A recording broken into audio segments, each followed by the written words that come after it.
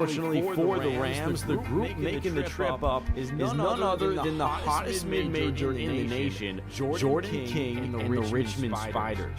Coming off their signature court-storming top 16 win over Dayton, the Spiders are red hot, having picked up 10 straight. And on the other side, for the Fordham Rams, they return home a tad healthier, looking to rally off that home energy to end the nation's second longest win streak. It's Fordham and Richmond back in the Bronx, live on 90.7 FM. Hello to you and welcome inside the comforts of Rose Hill Gym here on the final night of January. It's our media night here in the Bronx, and as you just heard, a few minutes from tip between the Richmond Spiders and your Fordham Rams. Alongside Colin Loughran, I'm Miles Grossman, and for those of you who follow Atlanta A10 basketball, you may already know that Richmond is the hottest team in the conference and arguably the hottest mid-major in America. They've won 10 straight games dating back to December 9th of last year, and last time out, they're coming off a huge upset victory to hand the number 16 team in the nation, the Dayton Flyers, their first loss in A10. Colin, this Fordham Ram team is going to have their toughest challenge of the season today. This Richmond team is one that no one wants to face right now. Miles, great to be with you as always. Fordham in search of a big win, coming off of a tragic loss in the Steel City to the Duquesne Dukes. That was one that Fordham felt they had a chance to win, and they let it slip away multiple times throughout the contest. Richmond undefeated in conference play. Fordham has a chance to put some really bad juju to rest today at Rose Hill. Absolutely, Colin. A tough loss for those Fordham Rams last time out in Pittsburgh at the hands of Duquesne, 4 for 22 from three-point range, and that's obviously a tough clip to win an A10 basketball game with. And on the other side, an opposite story for those Richmond Spiders coming off a historic win. Everyone stormed the court down there in Richmond, Virginia when they downed the number 16 team in the nation, the Dayton Flyers. It's the 15-5 Richmond Spiders who have made the trip up to the Bronx, and your Fordham Rams 9-11, just a few minutes from tip here. But before we get underway, yesterday we got a word with Fordham men's basketball head coach Keith Ergel. Have a listen. Thanks so much for your time once again. And the up and down nature of the A10 season can be difficult on anyone, but particularly for the younger guys who last year experienced mostly a year full of highs. This stretch can be difficult. A tough loss last time out with a really difficult opponent coming into Rose Hill. What's been the message to the team the last couple days? Just continue to get better every single day. That's always our message. Our message is never changed. Didn't change last year. Doesn't change this year. The goal is to be the best team you can be by the end of the year. Right. So we're just trying to get 1% better every day. Come to work, watch film. All of our guys are positive. They know what we're capable of. They know we got to clean some things up here and there. We've been inconsistent in a few different things, and that's really the bottom line. We need to become more consistent. On both ends of the floor, and we believe that despite other teams playing really well and playing hard against us, we've kind of beaten ourselves in a lot of the games. So we just gotta continue to get better every day, whether or not it's in film, on the court, off the court, and that's what these guys have committed to do. So I'm really proud of that. The loss against Duquesne, frustrating on multiple levels, I'd assume, for you guys. Were there positives that you can take away from that type of game? Yeah. I mean, we were playing very well on the defensive end. I mean, it was just unfortunately we struggled from the field in certain moments, right? It was a very close game for most of the game, and even at the end, it was a very close game. But we didn't shoot the ball well. 4 for 22 from 3. Obviously, our free throw shooting was not what we'd like it to be, and we know if we shot better from the free throw line, well, we'd probably win the game. Or if we made one more three or got one more stop. So, it's not like we don't believe we're right there. We just got to continue to be consistent and learn how to finish games.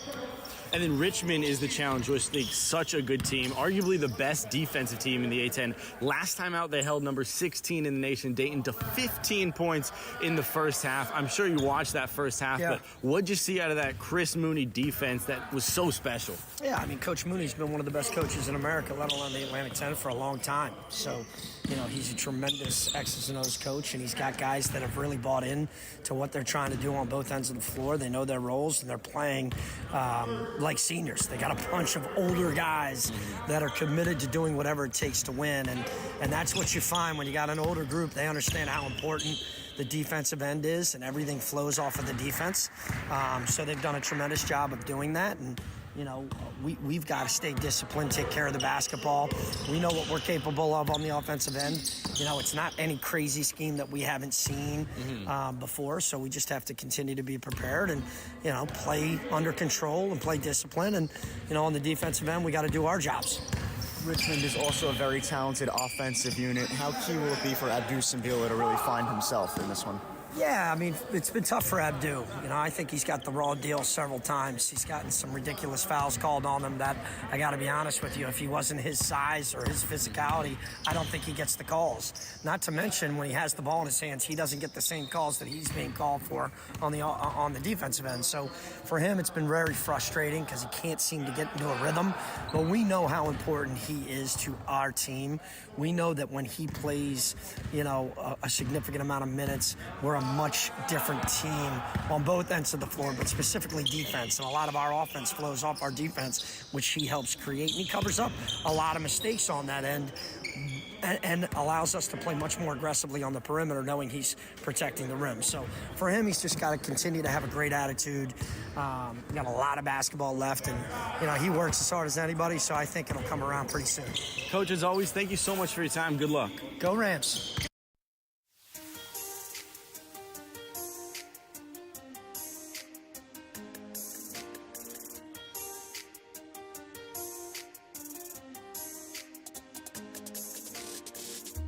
Hi, my name is Ryan Rucco, WFUV class of 2008. WFUV is your home for all things Fordham athletics, with live coverage of Fordham football, Fordham men's and women's basketball, in addition to our Saturday show, One-on-One. Stay right here on 90.7 FM for all things WFUV sports.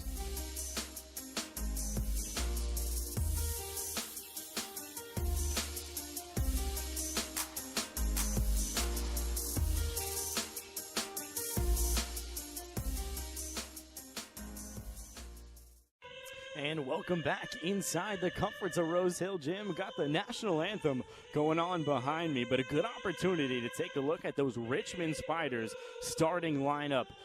Colin, this is a 15-5 squad, 7-0, undefeated in Atlantic 10, and that's their best start in Atlantic 10 play since they joined the conference back in 2001. And last time out, coming off just a dominant performance, down the number 16 team in the nation, and held them to just 15 points as a team in that first half, a suffocating defensive effort. So let's take a look first at that backcourt. It all starts with number 2, the graduate guard, Jordan King, born and raised in Albany, New York, 2 years locally at Siena, then 2 years at Eastern Tennessee State, and now wraps up his graduate career here in the A10 with the Richmond Spiders at 19 points per game. He's already a 2-time A10 Player of the Week, and he also picked one up just this most recent Monday. He's the reigning champ in that department, and his running mate in the backcourt is Delaney Hunt, 3 years at Wagner, and he's actually born and raised near Kyle Rose in Upper Marlboro, Maryland, but now he wraps up his college career with the Richmond Spiders as well at 8.6 points per game. And then wrapping up the backcourt is Jai Bailey, the big guard at 6'5", out of Wilson, North Carolina, the number 1 defender on this team. He's a classic 3-and-D guy, Colin, 39.7% from range, and also leads the team in steals at 37. He's really known to get that number 1 defensive assignment. But then moving into the big bodies down low, it's number 24, Isaiah Bigelow, the grad forward, 6'7", out of Greensboro, North Carolina, 4 years at Wofford, and last time out, he's coming off his career high in rebounds, 16 13 rebounds to be exact over Dayton. He's been a true double-double machine here in 2024. And then wrapping it up, the 7-footer down low out of Allendale, New Jersey. He's a member of the Irish national team, Neil Quinn. 3 years at Lafayette. Also transferred over under Chris Mooney, but at 12.9 points per game, 74 assists. He is quite the offensive player. Rarely do you see a 7-footer who can move the basketball like that. Oh, he's got a fan in me, Miles. Anyone who's a part of that Irish national team's got a fan in me, indeed. You look up and down this Richmond lineup, they are quite impressive. What impresses me the most, though, is the way that they take care of the basketball. They only turn the ball over around 8.5 times per game. That's the best mark in the A10. Fordham, the best at turning opposing teams over. They're going to have to tap into that if they want to keep up with the Spiders tonight. And Colin, you made an amazing point there. They only turn the ball over 8.5 times a game. That number leads the A10 and the country. They take care of the basketball better than anyone else in the nation. And you look at that starting five, all seniors and grad students. That experience has a lot to do with that. And a lot of this may boil down to crowd noise. Can Rose Thrill come alive and make Richmond uncomfortable? That's going to be more than half the battle for Fordham. Can you make the Spiders overthink themselves? They've been playing a brilliant brand of basketball, no doubt. You have to play a brilliant brand of basketball to take out a team like Dayton that is ranked. So in order for Fordham to compete, they're going to have to make the Spiders play outside of their own skin, make them a little bit uncomfortable, keep them off kilter, so to speak. A veteran team that takes care of the basketball, and they also seem to do the little things right. They only allow 64.9 points per game a season. That's the second lowest in the A10. They take care of the basketball, and they play great defense. That is a recipe for success. And they contest shots very well. They've been at the top of the A10 in terms of opponent field goal percentage, second in terms of opponent three-point percentage. Fordham at the bottom of the heap in terms of team field goal percentage, second lowest in terms of three-point percentage. It's going to be a battle of, can Fordham shoot the ball efficiently, or will they let Richmond put up some hard contests and keep them from swishing shots? So let's take a look now at those Fordham Rams starting lineups in their home grays, Colin, not the home whites, the debut of the gray Nikes here for the Fordham Rams at home. In the backcourt, it's Will Richardson, Antrell Charlton, and Kyle Rose. Kyle Rose makes his 129th appearance as a Fordham Ram. And then the big bodies down low, the young big bodies, Elijah Gray and Ramad Dean, the tandem duo up front. And Elijah Gray, coming off his second career start, was really the sole bright spot for the Fordham Rams last time out. 19 points and 8 rebounds, led the Fordham Rams in both categories. You mentioned Elijah Gray as the sole bright spot. I would have to agree with you. He moved off the ball eloquently. He's still working on his on-ball skills, but all told, he was very good against Duquesne. No reason why he can't have a similar performance tonight. So it's the Fordham Rams and the Richmond Spiders. Fordham moving right to left. Richmond left to right. It's the Fordham Rams in their home grays and the Richmond Spiders in their road navies. Right out the gate, Antrell Charlton, the oop, and the two-hand slam for Ramad Dean. And the Fordham Rams on the board first, 2-0, 10 seconds in. That is a gutsy pass from Charlton to Dean right off the bat. Sets the tone perfectly for Fordham. Here's Quinn, the handoff for the big man, Isaiah Bigelow, at the top of the key. Dishes it back to Quinn, left side mid-post. Finds King, top of the key. Probes at the top of the circle is Jordan King. Now center of the paint is Quinn. Dribble drive right side, Bigelow. He can't finish with the right hand. Some good defense. And Elijah Gray gets this rebound going the other way. Here's Gray, top of the circle, hands off for Kyle Rose. He'll kick it right arc. It's Will Richardson on the right arc. Dribble right with the right hand. He finds Ramad Dean. Chest pass, Kyle Rose. He'll pop the three. No good. Off the right side of the iron. And Neil Quinn, the easy Richmond rebound. Fordham looked a touch frantic on that offensive possession. Wasn't their cleanest look by any stretch, but you like the motion early. Here's Quinn once again, top of the circle, dribbles with the right hand, dumps it down low for the cutter, and the scoop home right there. A pretty finish for Jai Bailey. Knocks us up at 2 apiece, 1:10 seconds in. That's going to be a lot of Richmond's offense. Quinn has a team-high 74 assists this year. He really is the main facilitator of these Spiders. Great top of the key, hands off for the curling Antrell Charlton. He'll find Kyle Rose. Right arc three, no good. Too strong off the left side of the iron, but the offensive rebound, Elijah Gray, but he gets his feet out of bounds on the baseline. So going back the Richmond Spiders way here on the road, it's 2-2, 90 seconds in. Here's Delani Hunt to walk it up the right-hand dribble as he crosses the timeline on the near side. Flips it high post for Isaiah Bigelow. Bigelow, the 6'7" forward. Chops it down low for Neil Quinn. Left side mid-post, back his way down on Gray. Rises with the right hand, and the post move falls.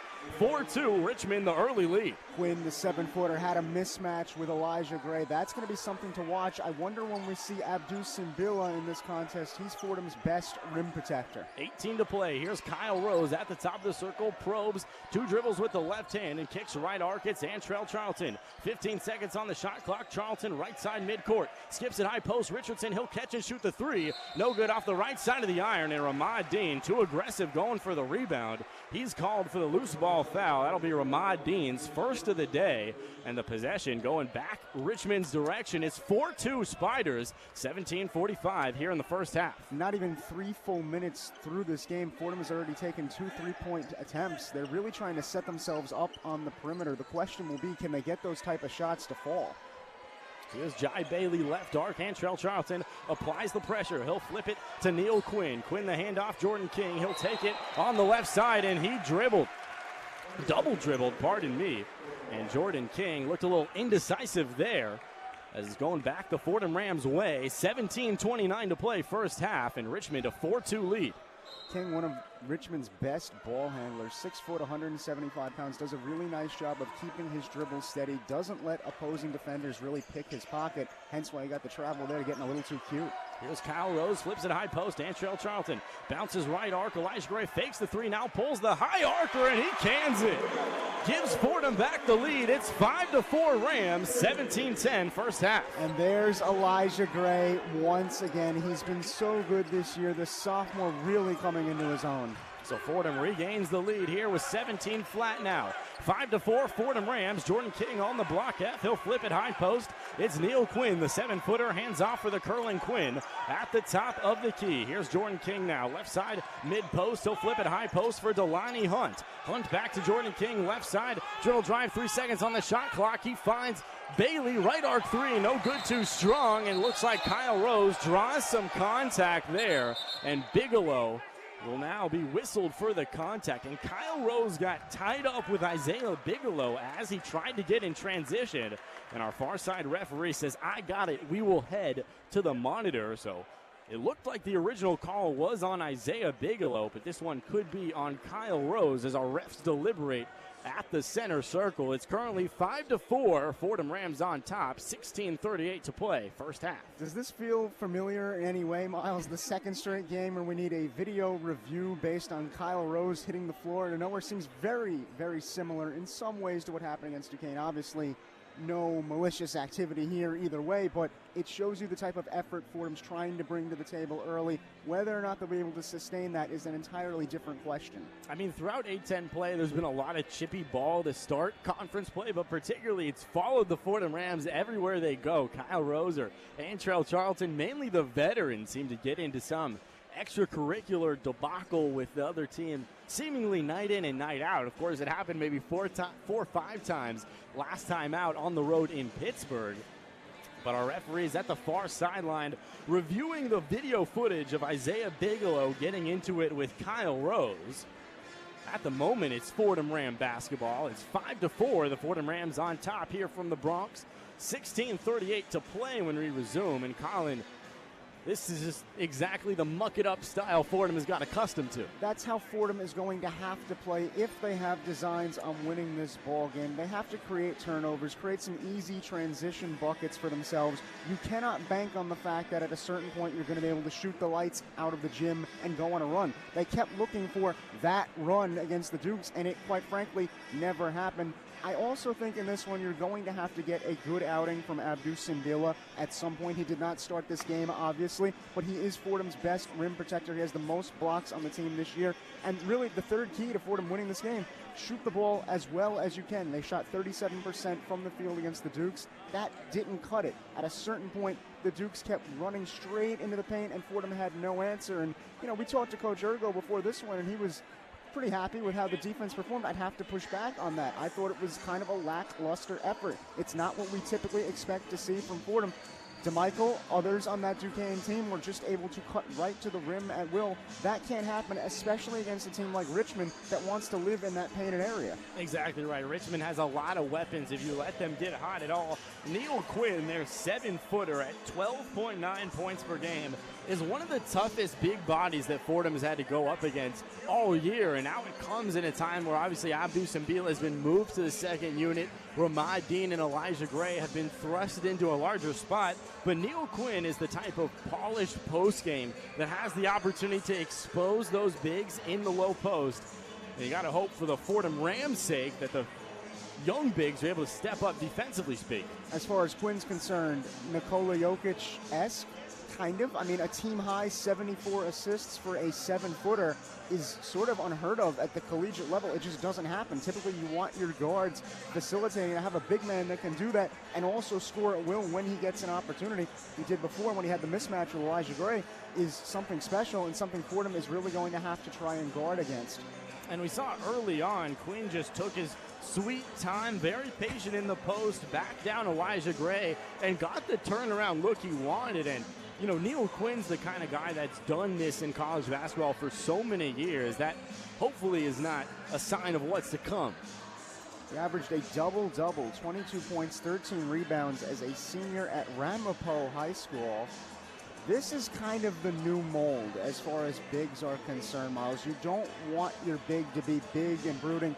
It's part of the reason why Abdou Simbila has had trouble this year in the sense that he's not the quickest guy on the court. He's not the most graceful guy on the court. The game is transitioning in such a way that you want your center or your power forward to have a sort of grace to his motions and almost ballerina-like-esque ability to weave in and out of tight spaces. And an update here at Rose Hill Gym. Still got referees standing just off the block elbow at block F logo on the midcourt stripe. And now both head coaches really looking in for an explanation. This has become an extremely lengthy delay going on 3 minutes now. And I don't think either the players nor the coaches nor the referees expected us to be paused for this long. It seems both teams are getting a tad impatient. I can't say as though I've seen a delay this long with a 5-4 game just a few minutes into the first half, Miles. I don't quite know what the conversation is about, but I'm almost sure it's not as serious as they're making it out to be.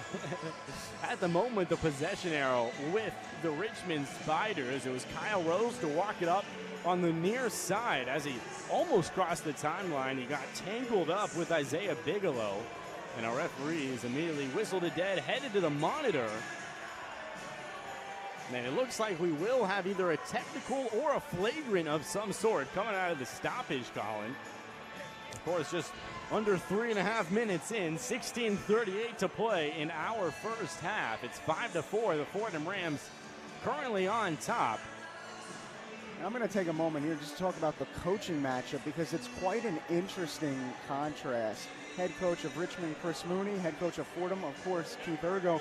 Mooney played for Princeton, really started all 107 games of his career there, won 2 Ivy League titles. He's had a long tenure at Richmond. This is his 19th season, 3 NCAA 20 bids to his name.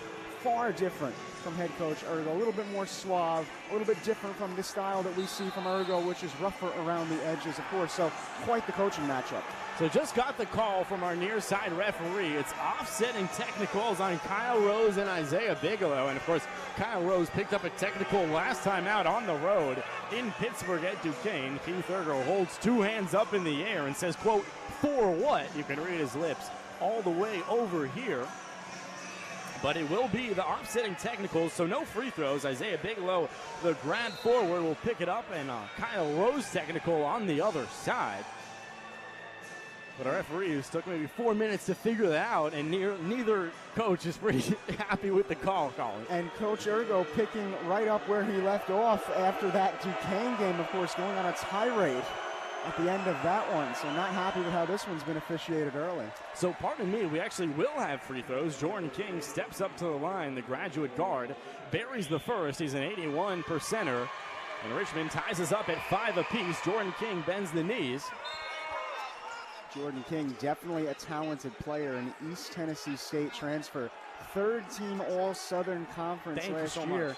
Leads the team with 19 points per game. Also has a team-high 50 made threes. And if you're wondering, Colin, why were there free throws coming off the offsetting technical? We got another word from referee. Keith Ergo just got teched up. It was the offsetting technical on both Bigelow and Rose, and then Keith Ergo had some choice words about the decision, and that's why it was 2 free throws for Jordan King. But a 2-2 trip for Jordan King, and Richmond now back on top 6-5 here from Rose Hill. And Trell Charlton goes the other way. He finds Gray, right side mid-post. He'll pull the jumper off the right of the iron. No good. And Quinn rips down the Richmond rebound. Dishes it up top for Jordan King. And now Richmond sets up in the offensive half. Kring crosses over top of the key. He finds Delaney Hunt on the block F. Here's Hunt. Left side mid-post, he finds Quinn. Two-hand overhead pass, looking down low, and he finds the cutter. Jai Bailey wide open under the cup, and an 8-5 lead for Richmond. And that was just a basic offensive set. Bailey came off the screen, flew right back door towards the basket. A perfect pass from Neal. Charlton the other way, pops the top of the key three. No good off the right side of the iron, and Delaney Hunt, the free Richmond rebound. He pushes up top for Jordan King. King back to Quinn on the left arc. He takes the handoff, looks for the give and go. And Neal Quinn can't handle the pass right between the hands as it flies out of play on the offensive baseline. But that'll stop the clock with 15:40 to play in our first half. Richmond an early lead on the road, 8-5 over the Fordham Rams. You're listening to Fordham men's basketball on WFUV Sports.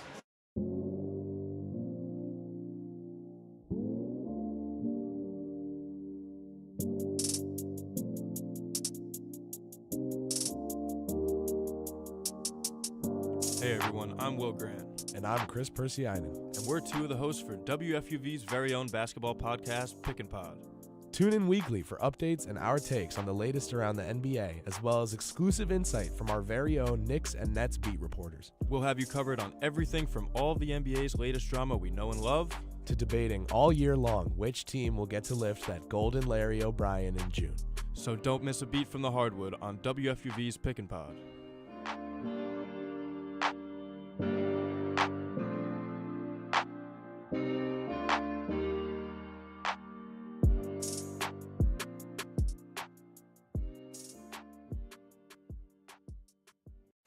And welcome back inside the Rose Hill Gym here in the Bronx, New York. It's the Fordham Rams and the Richmond Spiders. I'm Miles Grossman alongside Colin Loughran, and those Richmond Spiders an 8-5 lead here with 15:40 to play in our first half. And Fordham, who hung around early, scoreless in the last 92 seconds, and Richmond slowly retakes the lead. Richmond has a methodical way of moving the ball on their offensive sets. I mean, right now, Neal Quinn already with 2 assists on the day. That number is going to balloon at some point tonight. It's a matter of, can Fordham slow him down at the point of attack? Because if he gets the ball unscathed, without a hand in his grill, he will find an open man and pick you apart. Absolutely right, Colin. He really is that Jokic-type big at the top of the key. Neal Quinn can hurt you with his post moves, and he can also facilitate the ball very well. A team-high 74 assists coming into the day. And as we saw, Jai Bailey was the cutter on the previous one. He can get the ball around nice and smooth, but we got some substitutions for the Fordham Rams. Abdou Simbila checks into the ball game for the very first time. His most recent start was against Davidson. He's been moved to the second unit the last 3 games, but Jaffe Medor and Abdou Simbila, 2 substitutions here with 15:40 to play. So the starting 5 out there now for the Fordham Rams: Charlton, Simbila, Kyle Rose, Josh Rivera, and Jaffe Medor. Here's Antrell Charlton, curls around top of the circle, bounces high post. It's Kyle Rose, left-hand dribble. He'll bounce it low post now for Josh Rivera, and Rivera has his pocket picked out of bounds. It'll stay here. Last touch, Jai Bailey. 8-5, Richmond on top, 15.5 to play. It's Fordham basketball in the offensive set. Very curious to see what Abdou Simbila can bring to the table. He's played just 20 minutes in his last 2 games. He's only had 7 total rebounds in those 2 games with 4 points. Medor, left side jumper, no good. Too strong there off the heel, and Neal Quinn rips free. Another Richmond board. Hands off for Jordan King, and King, the point guard, will push up on the block F logo. Angles to the right side of the key and kicks it up top for Delaney Hunt. Hunt can't handle the pass. Neil Quinn regains, angles his way to the left elbow, kicks it to Jordan King. Thought about the left corner three. Now he heaves it over Charlton, and he's pure. Nothing but net out of the right hand to Jordan King, and an 11-5 start now for the Richmond Spiders. Once again, such a calm possession from Richmond. There's nothing frantic about the way they're moving the ball. They moved it until someone was open. King sinks the shot. Rose, top of the key, spins around on the A10. Some body contact from King. He'll find Rivera, top of the circle, two-hand pass. Over to Jaffe Medor, stuck in the left corner. Baseline drive from the left side. They'll find Rivera. Top of the key. Rivera to pull from 15. The high arcer falls. And Rivera gets into the box score now. Fordham back within 4. 11-7, Richmond Spiders. Rivera gets on the board. 7 points and a 3-7 clip last time out against Duquesne. You know Fordham would like to get more of that in this game. Here's Neil Quinn. Right side mid-post. Backing his way down into Abdou Simbila's extended arms. Spins around right block. The extra move. He gets caught up now. The crowd wants the travel. They don't get the call. He kicks it to Bailey. Bailey left side mid-post. Spins around on Kyle Rose. The drive. The scoop off the glass and a pretty finish. Richmond extends their lead, 13-7 now, Spiders. Bailey with a crafty spin move. He's shooting around 60% from the field. When he gets the ball down low towards the basket, you know he'll come up with some way to Houdini his way into some space. Here's Kyle Rose, top of the key once again, flips it to Abdou Simbila, and way too aggressive there on the reach is Delani Hunt.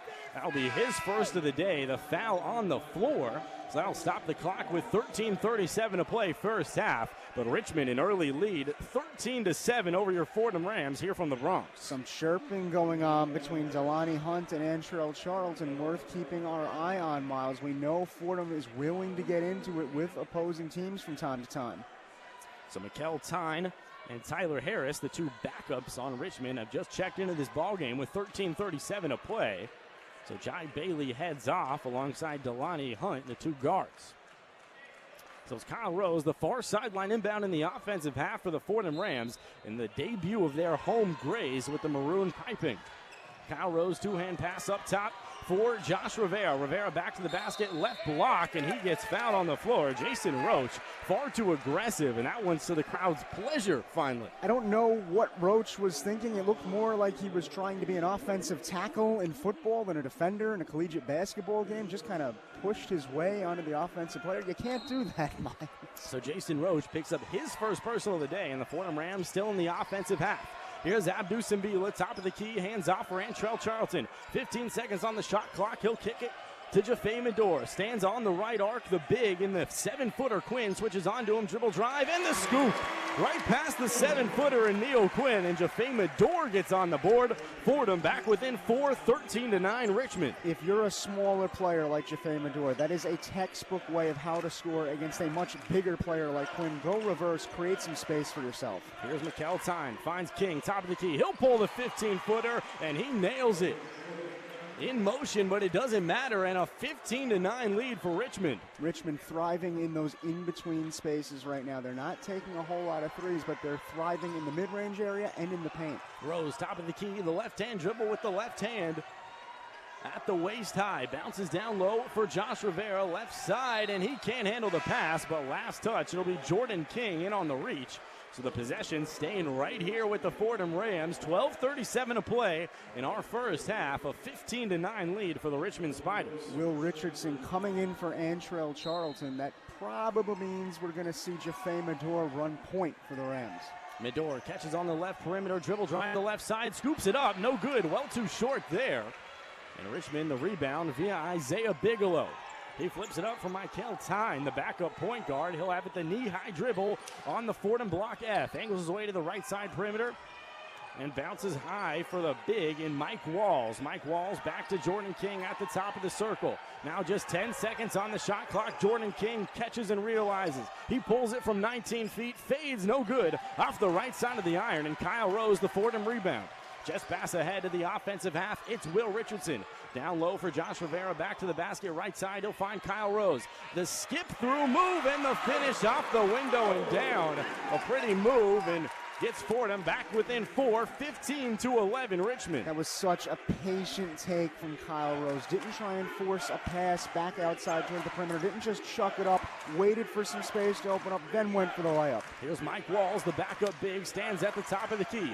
15 seconds on the shot clock. He's looking for a teammate. He finds the handoff for Jordan King. King top of the circle, bounces right, block for the turnaround, and Mike Walls way too strong. Kyle Rose rips down the Fordham rebound, going the other way. Finds Jaffe Medor, left side triple, no good. Much too strong there, and Mike Walls rips down the Richmond rebound. 15-11, Spiders on top, 11-13 and ticking first half. And McEltine to walk it up now, moving left to right. He'll swing it over to Tyler Harris on the left arc. Hands off for Mike Walls at the top of the key here as Isaiah Bigelow pulls the three, no good, off the right side of the iron. And Will Richardson the rebound. Things starting to loosen up a little bit for both sides. The pace is increasing. Will Richardson transition three, or pardon me, that's Kyle Rose, who airballed it 3 feet short there as it bounces out of play in the offensive baseline for the Fordham Rams. So a tough turnover, and that'll bring us to a media timeout. 10:49 to play in our first half, and Richmond on top, 15-11 here from the Bronx. But with that, we'll send it back to our Rose Hill studios for a scoreboard update with Evan Harkin. The one-on-one scoreboard. A10 basketball is in full swing tonight, tipping off with the St. Joe's Hawks hoping to fly over George Mason. Hawks lead 11-9. The Chicago State Cougars prowling on Duquesne. They lead 6-2. LaSalle exploring a victory against URI. LaSalle winning 9-3. Dishing the rock over to top 25 matchups. Purdue is boiling Northwestern early on by a score of 38-29. SEC showdown between Georgia and Alabama. The Dogs are hunting early. Georgia up 35-21. The Baylor Bears looking to conquer the UCF Knights. However, the Knights lead 18-11 early on in the first half. I'm Evan Harkin with your one-on-one scoreboard update.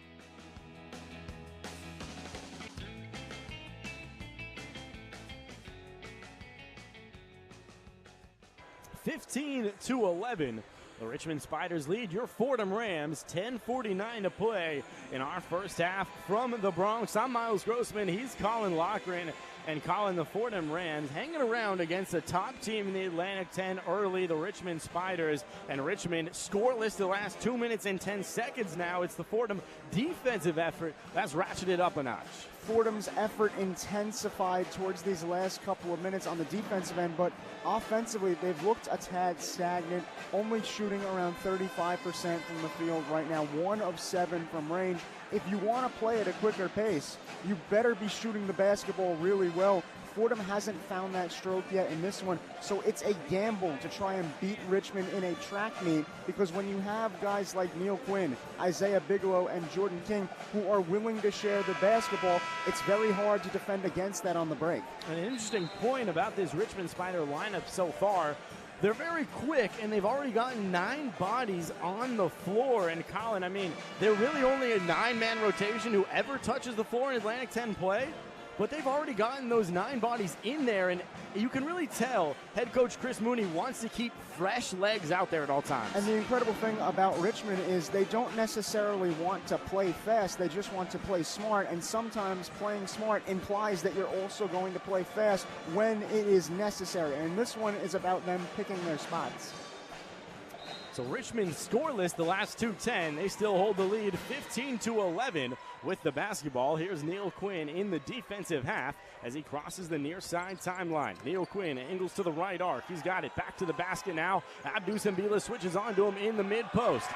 Jaffe Medor pokes it free. He's got the steal. Medor loose, foul from behind, and he can't get the scoop lay, but he will be headed to the free throw line for 2. And Jaffe Medor got the double team in on Neil Quinn, and that's how you stop a versatile big. You double team him. That is a huge pick for Jaffe Medor as well. It keeps Fordham within striking distance. What you don't want to happen is for the Spiders to start to really pull this thing away further and further as we get down towards the end of the first half. That's kind of what happened against Duquesne, and the opposite where things tightened up. Fordham ended the half well, but it just wasn't as crisp as it could have been. As Jaffe Medor way too strong off the heel, no good on the free throw. So the Richmond lead holds it 15-11, 10:33 to play in our first half. And Jaffe Medora, 73%er, coming off that 15-minute performance in the return from the ankle sprain. But, Colin, I don't think he's 100%. And it's going to be something worth monitoring. No one expects Jaffe Medora to get back to full strength right away, but at some point you want him to become that aggressive version of himself that carried Fordham in some instances. So 1-of-2 trip for Medora gets the Fordham Rams back within a possession, 15-12. Jordan King falls over at the top of the key, but he finds Quinn. Quinn finds time on the right arc, bounces back to Quinn behind the back on the left elbow. Here's Quinn back his way to the basket mid-post. He's got it on the A10 and the turnaround in and out there with the right hand. Will Richardson the rebound ahead to Jameer Tripp in the offensive half. Here's Jameer Tripp on the right arc. He'll find Will Richardson. Top of the key, takes the Abdou Simbila screen, angles right side, pulls the jumper and airballs it. Somebody got a piece of it on the defensive end, and Jordan King the rebound going Richmond's way. He finds Tyne, left corner three. No good, off the back of the heel there, and Elijah Gray able to come down with the loose ball. Good hustle from Elijah Gray to grab that rebound. Came over towards us, Miles. Had to do a little wind sprint there. 15-12, Richmond still on top. 9:33 and ticking first half. Here's Elijah Gray moving right to left for the Fordham Rams. Top of the key, pulls the high arcer, and he's no good. Off the back of the heel, but the offensive rebound will keep it right here. Jaffe Medora out to Jameer Tripp on the right arc.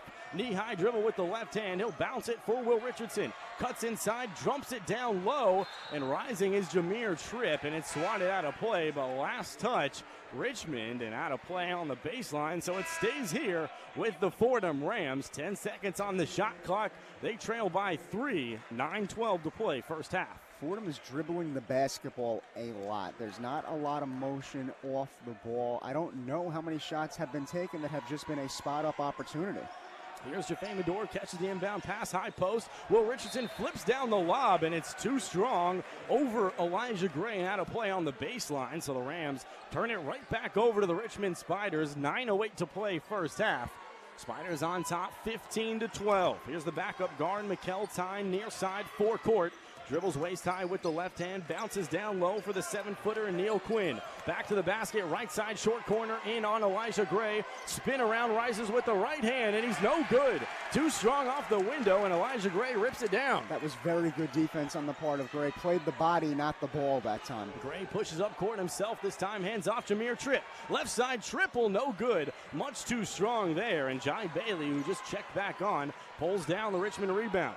He'll push it up top. It's Delani Hunt now, top of the key, 8.5 to play here in the first half. Richmond on top, 15-12, and the basketball. Delani Hunt probes at the top of the circle, thought about the three. Now the waist-high dribble with the left hand, angles his way to left side perimeter, pulls the triple, and he buries it right over Will Richardson, and an 18-12 lead now for the Spiders. Delani Hunt, the Wagner transfer, just with a beautiful step-back jumper that time.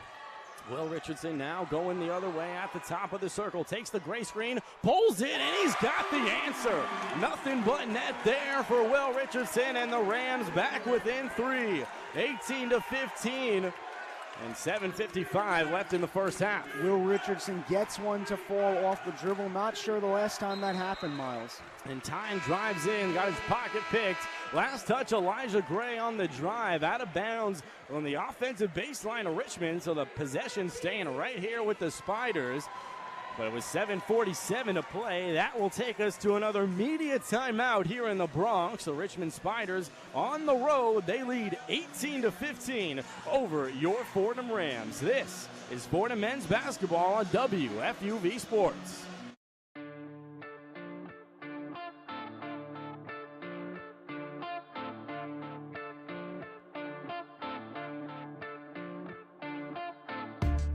What's going on, guys? I'm Jack Warner, one of your New York Rangers beat reporters for the 2023-2024 NHL season. I'll have you covered all season long as New York looks to bring a Stanley Cup back to the Big Apple in Peter Laviolette's first season as head coach. Follow me on Twitter at Jack_Warner23 for live game updates, post-game media availability, and all things Blue Shirts.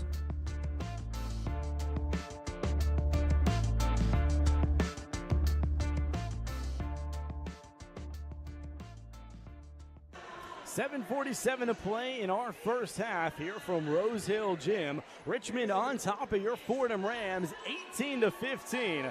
Miles Grossman and Colin Loughran and Colin, the Fordham Rams, just got one of their prettier looks out of the day. A wide open three-pointer out of the right hand of Will Richardson. Nothing but net, and he needed that one. A pretty look simply because it fell through, Miles. I mean, Richardson had to work for that bucket, had to create off the dribble. You can't rely on that type of shot falling for you. They've taken a lot of those types of three-pointers so far tonight. 2 of 10 from behind the arc.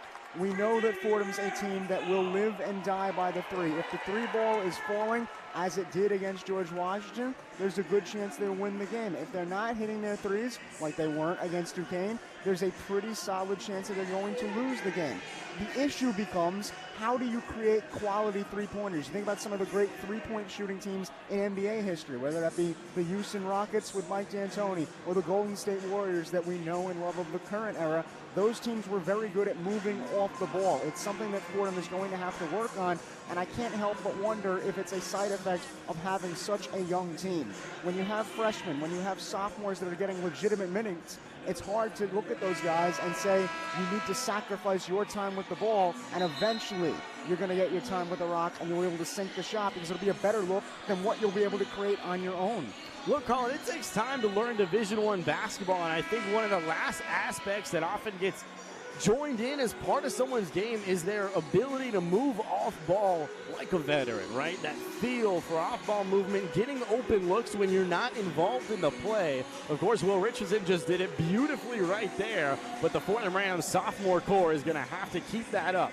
You look at someone like Klay Thompson in the NBA. He does not have the best handles by any stretch, but he has good awareness and great awareness when it comes to sniffing out where to go to get the ball eventually. Back underway, here's Jai Bailey, top of the circle, finds Jordan King, right arc, pops the three, and he buries it. The high arcer for Jordan King once again, and the Richmond lead now up to 6. 21-15. King up to 10 points. Now Fordham's going to have to try and slow him down. He's been slicing and dicing all throughout the perimeter. 7:25 and ticking first half.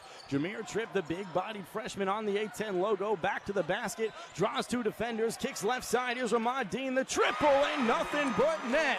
Ramad Dean finds the answer, and Fordham right back within 3. 21-18 Richmond. And that's the kind of look you get when you move the ball and move off the ball. Here's Jai Bailey, right arc drill drive, dumps it down low for Neil Quinn. Quinn rises and hits through contact. And no call on the Elijah Gray contact, but an easy deuce for Richmond. 23-18, now they lead. And that time, Quinn just used his body to get into the right amount of space, then had the patience not to just go right up with it. Defame Medor, top of the circle, 6:40 and ticking in the first half. Richmond by 5. Here's Elijah Gray, catches under the basket. He's got the pressure from Quinn. Back to the basket on the left arc.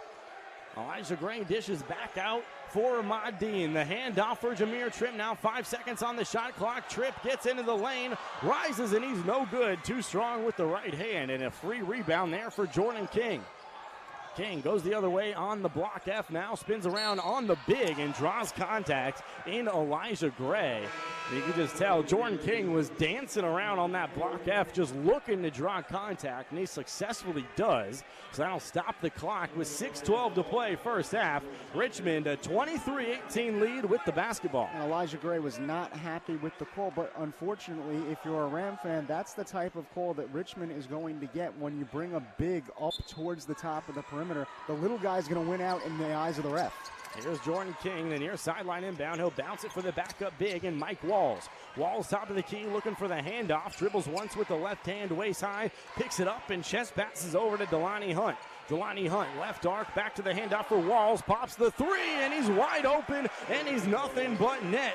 Mike Walls, the backup big at 6'11", extends the lead to 8 now. 26-18 Richmond. There was not a contest in sight on that shot attempt from Walls. It's not hard to miss him. He's built like Ivan Drago from the Rocky movies. And Dean, top of the key, nothing but net on another answer for the Fordham Rams, and they're just within 5.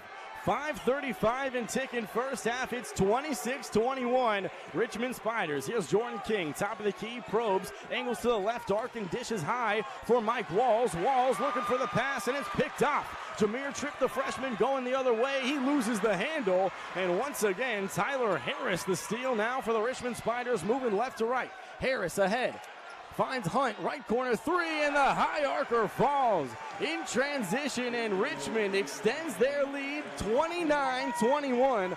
5 to play, first half. You cannot leave Delani Hunt that wide open. He was a third-team All-NEC selection with Wagner for a reason last year. Gray wide open, top of the key, no good off the left side of the iron, but Will Richardson keeps it here on the offensive board, pulls from 18, and he cans the mid-range J, and now both teams getting hot offensively. Fordham back within 6. Both squads playing fast and loose right now, Miles. A lot of the rigidness we saw earlier is gone. Here's Delani Hunt, pocket pick, Jameer Tripp, top of the key, but Mike Walls regains the possession for the Richmond Spiders in their road navies. Walls on the right side perimeter, flips it high post for Jordan King. King angles to the right side short corner.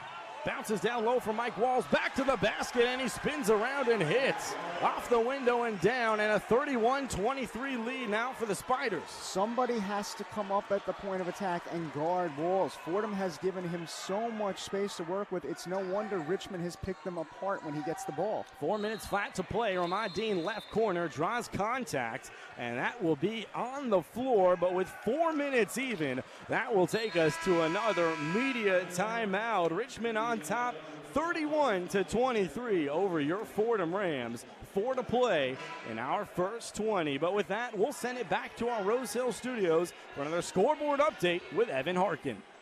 The one-on-one scoreboard. A10 basketball continues to be exciting, nearing the halftime point at a lot of games. The George Mason Patriots in a close battle with St. Joe's. Hawks lead 27-25. The Chicago State Cougars hunting Duquesne early on. Cougars up 19-20. URI ramming LaSalle heading into half. Rams lead 28-23. Taking a look at top 25 games, Northwestern with a big task coming out of half. They're down 39-47 against the second-ranked Purdue Boilermakers. The Tide getting rolled by the Bulldogs in the South as Georgia leads Bama 41-27. UCF surprising Baylor in the first half. They lead the 18th-ranked team in the nation 27-24. I'm Evan Harkin with your one-on-one scoreboard update.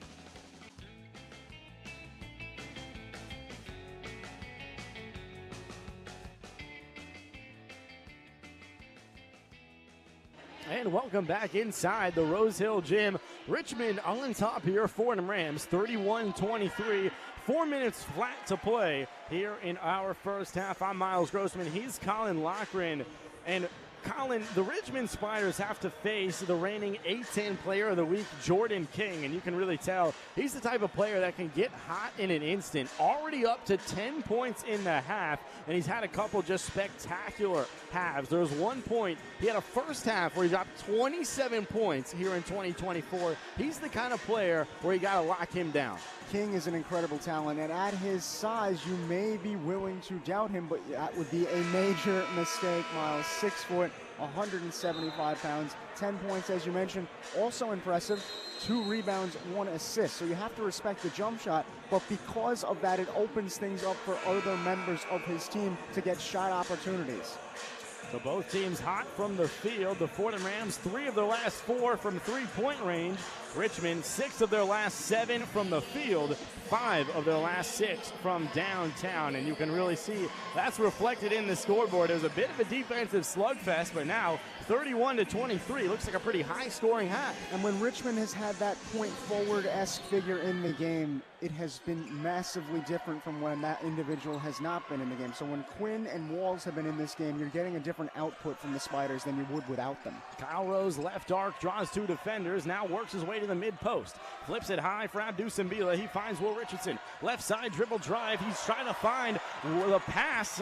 Kyle Rose can't handle it, and King drawing contact, going the other way, and the scoop lay falls through the contact. And an and-one opportunity for Jordan King. And Colin, just as we touched on it coming out of the timeout, Jordan King up to 12 points in this first half. and a double-digit lead for the Richmond Spiders, 33-23. And Jordan King headed to the free throw line for one more. And to tell you the truth, Miles, I don't know if Jordan King even thought that ball was going to go in. He embraced the contact for sure. The 2 points was an added bonus at that point. And Jordan King was just out of control, got in transition, got bumped, flipped up the reverse scoop, and I don't know if anyone expected it to fall, including King himself, but there, nothing but net on the free throw. He converts the old-fashioned three-point play. It's a 34-23 lead here for the Richmond Spiders. Fordham moving right to left. They have it in the offensive half. Abdou Simbila right block. Turn around with the left hand. No good. Well short there, and Mike Walls rips down the rebound. Free out of the hands of Josh Rivera, and the Richmond crowd, who traveled very well, enjoyed that one. And Walls screamed when he tried to get that ball out of the hands of Josh Rivera. A Bill Lambier-esque presence in the paint for the Spiders. And believe it or not, Jordan King just a little lackadaisical walking it up. No urgency whatsoever. And they don't cross the 10-second mark in time, believe it or not. So they don't cross the midcourt stripe, and they turn it right back over to the Fordham Rams. It'll be the far sideline inbound for the Fordham Rams, and their home Grays. It's Antrell Charlton flipping high post for Will Richardson. 3:15 and ticking here in our first half. It's 34-23. Richmond on top. Another clock stoppage here. Far side referee blew it dead, and we'll see what the call is. And I believe it's a clock issue here, so it'll reset on the far sideline. Once again, it's still Fordham Ram basketball in the offensive half. Not to reminisce too early here, Miles, but that Jordan King and one, such a momentum shift has occurred since that shot. Fordham now down by 11 points, completely different field than just a few minutes ago. Perhaps with a chance here to steal themselves some points, stay within striking distance. And the reason for the stoppage now is we got some blood on the basketball. So the far side referee rushes over to the Fordham bench, to the training staff in particular, to spray some isopropyl alcohol on the basketball, wipe off that red blood on the bright orange ball. But they wrap up the job here, and we're just a few minutes from getting back underway in what's been a pretty choppy first half. And Colin, we've become accustomed to this Fordham style of play. Last time out, we had 40 minutes of it in Pittsburgh. You got to imagine that it's well known. If you're going to play the Fordham Rams, expect physicality, perhaps expect some blood to shed from time to time. Now our far side referee wraps up the finger of Jordan King, and that's now we know what the source of the blood was there. But Jordan King has the finger taped up, and we're back underway here in our first half from Rose Hill Gym. 3:10 and ticking. It's the Fordham Rams and Will Richardson, top of the key, dribble drive right side. He attacks and he scoops it in off the window and down, and it's a 34-25 Richmond lead. That look made possible by an Abdou Simbila screen. Fordham dragged him out towards the top of the perimeter. Will Richardson did a nice job working over him. Mikel Tyne, right side dribble drive, and the scoop reverse right past the big and Abdou Simbila. Lackadaisical Jai Bailey the steal in the backcourt, and Richmond immediately picks up another possession coming off the made two. 36-25, they lead. The pull-up from Tyne, well short on the 15-footer. Josh Rivera clears the board ahead to Will Richardson, moving right to left. 2:30 and ticking first half. 36-25 Richmond. Will Richardson draws contact on the floor, far arc. And it'll be the far sideline inbound once again for the Fordham Rams. 2:25 to play. They trail by 11. And the Rams caught a break on that harebrained type of inbound. You cannot make that sort of mistake against a team like Richmond. So Kyle Rose, far sideline, he's the inbounder. Chest pass, high post. Here's Josh Rivera back to the basket on the A10 logo. Drives in on Roach, pulls up from 15, and the high arcer is good. A pretty finish, and Fordham back within single digits now, 36-27 Richmond. Rivera up to 4 points on the day, both baskets of which were made via the jump shot. Mikel Tyne, backup point guard, drops it down low for Neil Quinn, and the righty floater falls, 38-27. Richmond picks up another deuce with 2 to play in our first half. Here's Richardson on the right arc, 2 dribbles with the right hand, attacks and flips it high post for Kyle Rose. Jason Roach, the closeout on Kyle Rose. He'll attack, back to the basket, and he's called for the travel. dragged the pivot there as he was looking to dish it out, and the Fordham Rams turn it back over to the Richmond Spiders with 1:42 to play in our first 20. It's 38-27 Richmond, and don't look now, but these Spiders hit 9 of their last 10 from the field. And on that possession, Rose just got overexcited. 1 of 4 from the field today. Tried to make something happen for his team, but often when you do that, you begin to start pressing and you make mistakes that you wouldn't otherwise make. Some full court pressure for the Fordham Rams. Jordan King now to walk it up on Kyle Rose. A burst of speed into the front court. And now back to the basket on the block F. Here's Jordan King. Once again, still harassed by Kyle Rose. He'll bounce it high post. Neil Quinn got it on the righty slot. He's looking for a teammate. Waist-high dribble with the left hand. He's got it on the A10 logo. Drops it down low for Jai Bailey. And another scoop for Jai Bailey. It makes it a 40-27 lead here for Richmond in the first half. Spiders just picked apart Fordham's zone that time. It may be time to start thinking about switching to man if you're head coach Keith Ergo. Charlton fades from 15 and nothing but net on the mid-range jumper. Brings Fordham back within 11, 40-29. Richmond on top with the basketball. Minutes to play first half. Jordan King once again burst of speed into the front court. He finds Quinn. Back to Jordan King on the right arc. Flips it high overhead, and another wide open floater out of the right hand of Neil Quinn, and a 42-29 Richmond lead. And it looks like the Fordham Rams will push up court. Aintrell Charlton crosses the timeline, and Keith Ergo needs a timeout. 42.5 seconds to play in our first half, and Richmond a dominant 42-29 lead. And this is just like a Sunday at the Y for Neil Quinn already. Has 8 points, 3 rebounds, 4 assists. He's so well conditioned. He's not huffing and puffing up and down the court like most centers would be. That time just sinks the easy floater. He's had that same shot a few times. Incredible mobility for a center. Fordham struggling to find an answer to both him and King. So 42-29 is the Richmond lead. 11 of their last 12 field goals they made. And Colin, I believe we have skipped over or under 4 immediate timeout. So with 42.5 seconds, it seems, on those ESPN Plus games, the under 4 timeout, not as important. And if I'm not mistaken there, right? We did skip over so. Okay, cool. So.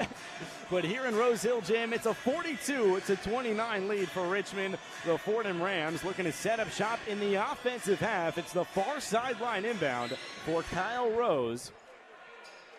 26 on the shot clock, 42 on the game clock here in the first half. Here's Aintrell Charlton, top of the key, crosses over right to left, pulls it from 18, and he's got it. A pretty hang and hit there for Aintrell Charlton, and the Fordham Rams back within 11, 42-31. That's Charlton's second make from the mid-range area today. We know that's his bread and butter. When he's got it going right, it gives another dimension to this Fordham offense. Jordan King draws 2 defenders. Neil Quinn looks down low for the cutter, and he bounces it out of play. Looking down low for Jai Bailey once again. So Fordham forces a turnover. A rare occurrence here in this first half, and now Fordham will have the final possession. 16.5 seconds to play here in our first 20. It's 42-31, Richmond on top, but Aintrell Charlton to walk it up. In my estimation, if you're Fordham, you have to call your best play, specifically your best play to generate a 3-point look. And once again, our clock did not stop on time, so our referees blow it dead. And Colin, that's been a theme throughout every game it seems we play in the Atlantic 10, particularly at Rose Hill Gym. We're going to have at least 2-3 times where the shot clock doesn't start. Someone's asleep at the wheel here at the Rose Hill Gym, Miles. Someone's got to wake up, have some espresso, get something going. But Aintrell Charlton was the man to walk it up. And Colin, we've seen this a handful of times throughout the year, that the Fordham Rams look to finish the first half with some momentum, cap it off with a bucket. This time, once again, coming out of a huddle with 15.5, they'll look to cap off the first 20 on a high note. And I think you have to look for a 3-point play here if you're Fordham. It changes the momentum going into the break. If you hit a 3, you're down by 8 points. If you hit a 2, you're down by 9. Now, you take a 2 if you can get it, but a 3 gives a different feel to the whole thing entirely. Absolutely, and single digits in general hopefully provides a different feel heading into the locker room. The Fordham Rams trail by 11 at the moment, but just the mental figure of knowing that, hey, we're down 10, either we're down 9, can make a difference. But the Fordham Rams, the basketball, Kyle Rose, the chest pass into Aintrell Charlton on the Ram logo. 10 seconds and ticking here in our first half. Now Charlton, top of the key. Faked it from 15, now pulls it, left elbow, jumper is pure. 42-33, Richmond on top, the full court heave there. Well short as it bounces out of play, and that's how our first half comes to an end. Antrell Charlton, a timely bucket to finish off the first half, but it's still a 42-33 Richmond Spider advantage. Not a three-point play by any stretch, but another mid-range make for Antrell Charlton. And as we've mentioned on this broadcast, Miles, when he has that shot going, Fordham's able to do a whole lot more offensively. It gives a different feel to this Fordham team. If they can get him cooking from that type of territory in the second half, we could be in for a fun finish. So both teams heating up a little bit offensively in the second half of our first half. Fordham, 6 of their last 7 have fallen from the field. And Richmond on the other side, they've hit 11 of their last 12. And those Spiders, a 42-33 lead at the break here from Rose Hill. But with that, we'll send it across the street to our Rose Hill studios for the halftime show with Chaz McAdams and Evan Harkin. The one-on-one halftime report. Welcome into the one-on-one halftime report. I'm Chaz McAdams in here with Evan Harkin. Fordham down in Rose Hill, 42-33 to the Richmond Spiders. Lots to talk about there, but first we got to kick it to Evan Harkin for his halftime scoreboard. The one-on-one scoreboard. Inbounding to the NBA, lots of action from the pros tonight. The Wizards, hoping for some magic to pull out a win against the Clippers, clips up 43-41. The Pistons, looking to earn the city of Detroit free Wingstop. They're beating the Cavaliers 45-43. The Chicago Bulls grounding the Hornets in the first half 42-38. And the Kings trying to burn out the Miami Heat on the road. Heat lead 9-8. Shifting lines over to the ice, a lot of exciting NHL games. The Red Wings plan to soar over the Senators at home. Detroit leads 1-0 in the first period. The Kings looking to make the Nashville Predators their prey in Tennessee. No score in this contest so far. I'm Evan Harkin with your one-on-one scoreboard update. Thank you, Evan. Of course. Verbose as always, descriptive as always. Yes. Love those different verbs and adjectives that you got ripping through us all, college and professional sports. We're talking college right now. We're talking A10. We're talking Rose Hill. We're talking Richmond versus Fordham. Mm-hmm. As I said before the fantastic update, Richmond Spiders, the number 1 team in the A10 Conference, they still remain undefeated, 15-5 on the year, up 42 on the struggling, and I think it's safe to say struggling, Fordham Rams with a score of 42-33. But the Rams, with all the momentum going into the second half, what are your thoughts on this game so far in our first 20? I mean, so far we're kind of seeing the Rams get out-talented a little bit. It seems that on all points of the floor, the Spiders really are just overtaking them. There's nothing you could point to the Rams. I mean, the three-point percentage is probably the biggest thing that stands out to me. 30% from Rams, 71% from 3 from the Spiders. Like, that's why this team is 15-5. Exactly. That goes to show. Totally agree. Out-talented, sure. Mm-hmm. Outworked? I think the Rams are putting in the work. I think agree. they got all the momentum in the world going into the half. Touch money trail with 2 fantastic mid-range pull-ups. That's his shot. He loves that little tweener cross.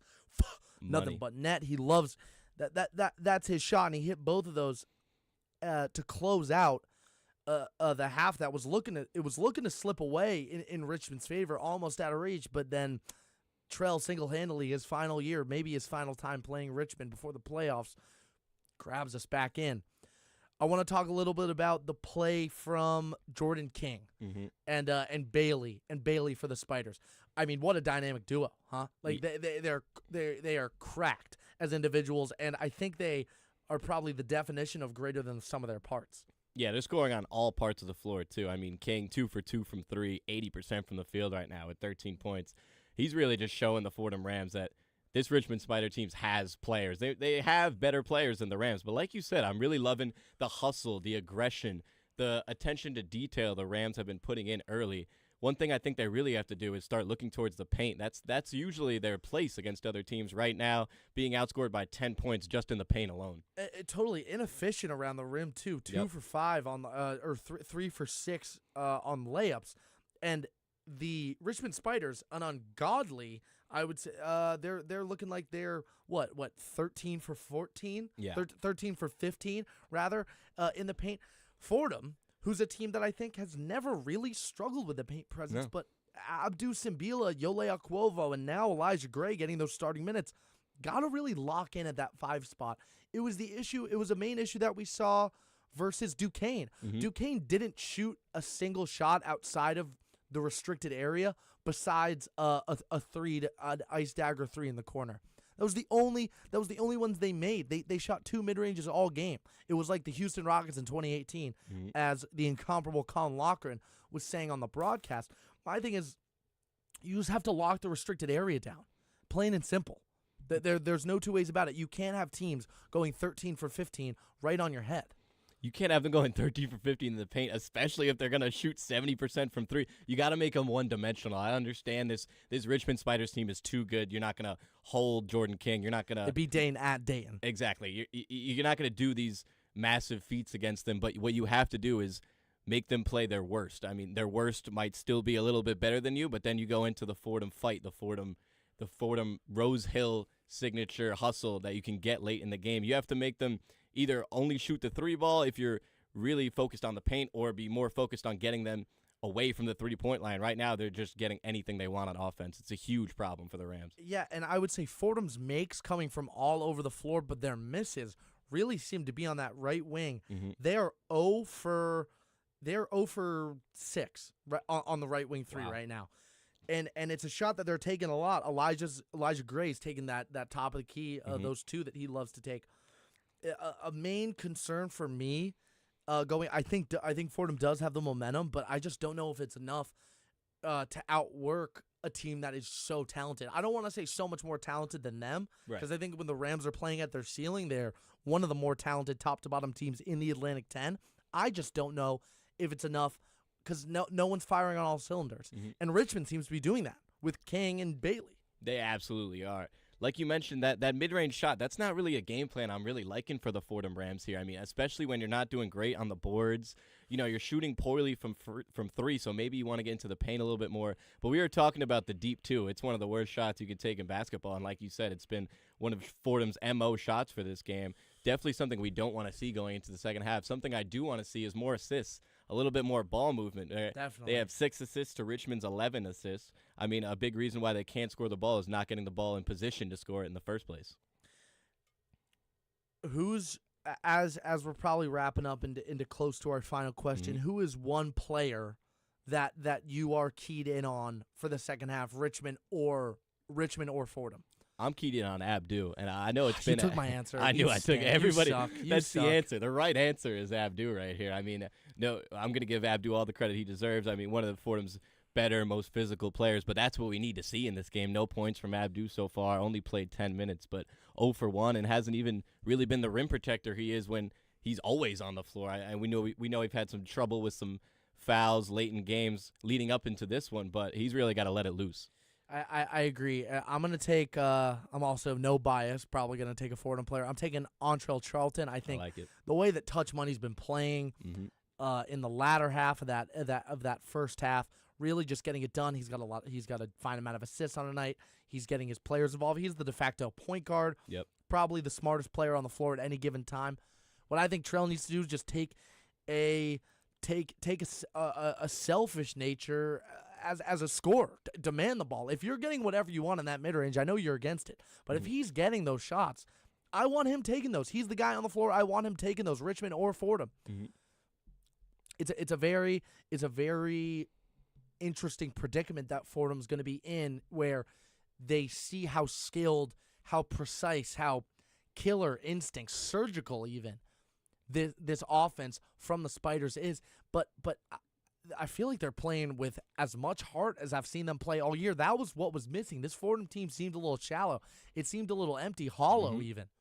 But I something about this game, maybe Rose Thrill's getting packed, shout out to them, getting like more packed in, and something about it just like fills you up a little bit. You feel like it's the Fordham of old. Yeah, they don't seem timid at all. That's something No. a team could easily do. That's 9-11 going up, the undisputed best team in the A10 right now. You could 100% come into this game feeling like you're going to lose, but they did the exact opposite. Came right after them. A bad technical foul earlier by Coach Keith Ergo on a Kyle Rose fall, but that was from aggression, and what you want to see is aggression. And I think that they're waiting for that Ergo. That was baited after after he kind of got into it with the refs at Duquesne for some calls that he disagreed with, and I was in agreement with him. Some of those calls were an absolute travesty, but I can really see how the refs might be keyed in on him on getting some technical issues. But as we wrap up, I'm going to ask you one last question. What are one thing as a team that the Fordham Rams can do to nullify the strength of this Spider squad? I'm going to go back to the paint, but I'm going to go to the defensive side because I think that's where it starts. Fordham is really good in transition, so to start that transition, you got to not let them have their way in the paint. Those threes aren't going to keep hitting. They're not going to shoot 71% for the whole game. That's unrealistic. But they will shoot 80% in the paint if you keep letting them. That is a realistic stat if you're not down there banging bodies.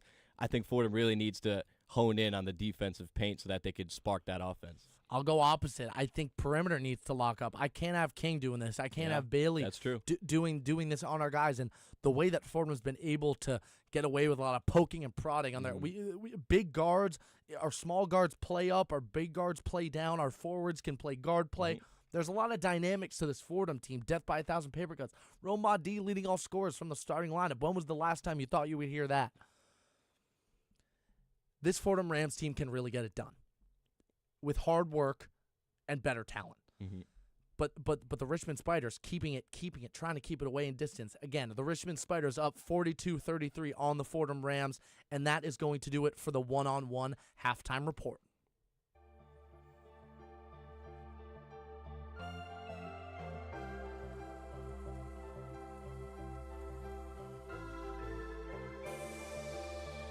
Hi, this is Mike Breen, WFUV class of 1983. WFUV is the flagship station of Fordham Athletics with live coverage of Fordham football, Fordham men's and women's basketball, in addition to Saturday one-on-one. Stay right here on 90.7 FM for all things WFUV Sports.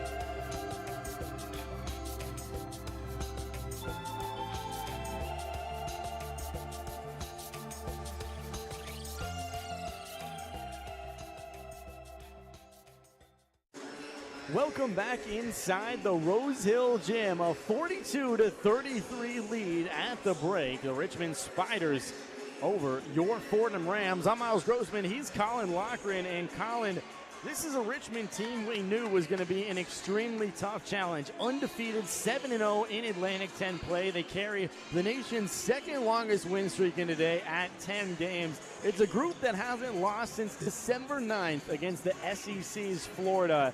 And you know what? It's not even that the defensive scheme is that special. It's that defensively they're so well connected. It's such a cohesive group. They try so well, and on both sides, a polished veteran team. Hey, now don't discredit that Richmond offense, shooting a 65% clip roughly from the field in the first half, around 71% from range, 5 of 7 from downtown. That is, Neil Quinn and Jordan King have combined for half of the Spiders' points.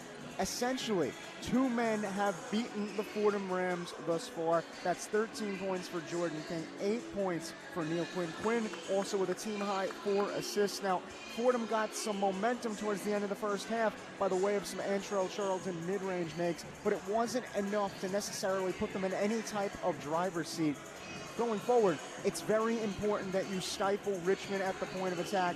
And what I mean by that is you have to stifle Neil Quinn at the point of attack. You know they're going to try and play through Quinn as much as possible. He's going to get the ball towards the top of the perimeter. He's going to look for guys cutting back door on you. He's going to look for someone moving off ball to sink a three in your face. It's going to be up to someone like an Abdou Simbila or a Kyle Rose to really follow Quinn everywhere he goes. I may be wondering if Coach Ergo would consider going towards man-to-man. I doubt it happens. Fordham loves playing zone defense because it puts a high emphasis on help defense. That's the key difference between man and zone. Now, there's principle of help defense that thrives within man defense, but really the zone is more of a safety net than anything else, in that if one guy is one of your weakest links and is on the court, you know someone else can back him up through the virtue of help defense. So it'll be an interesting contrast to see what Fordham decides to do in the second half. Absolutely, and it all really is to stop Neil Quinn down low, as you said. He can dish it out, he can facilitate,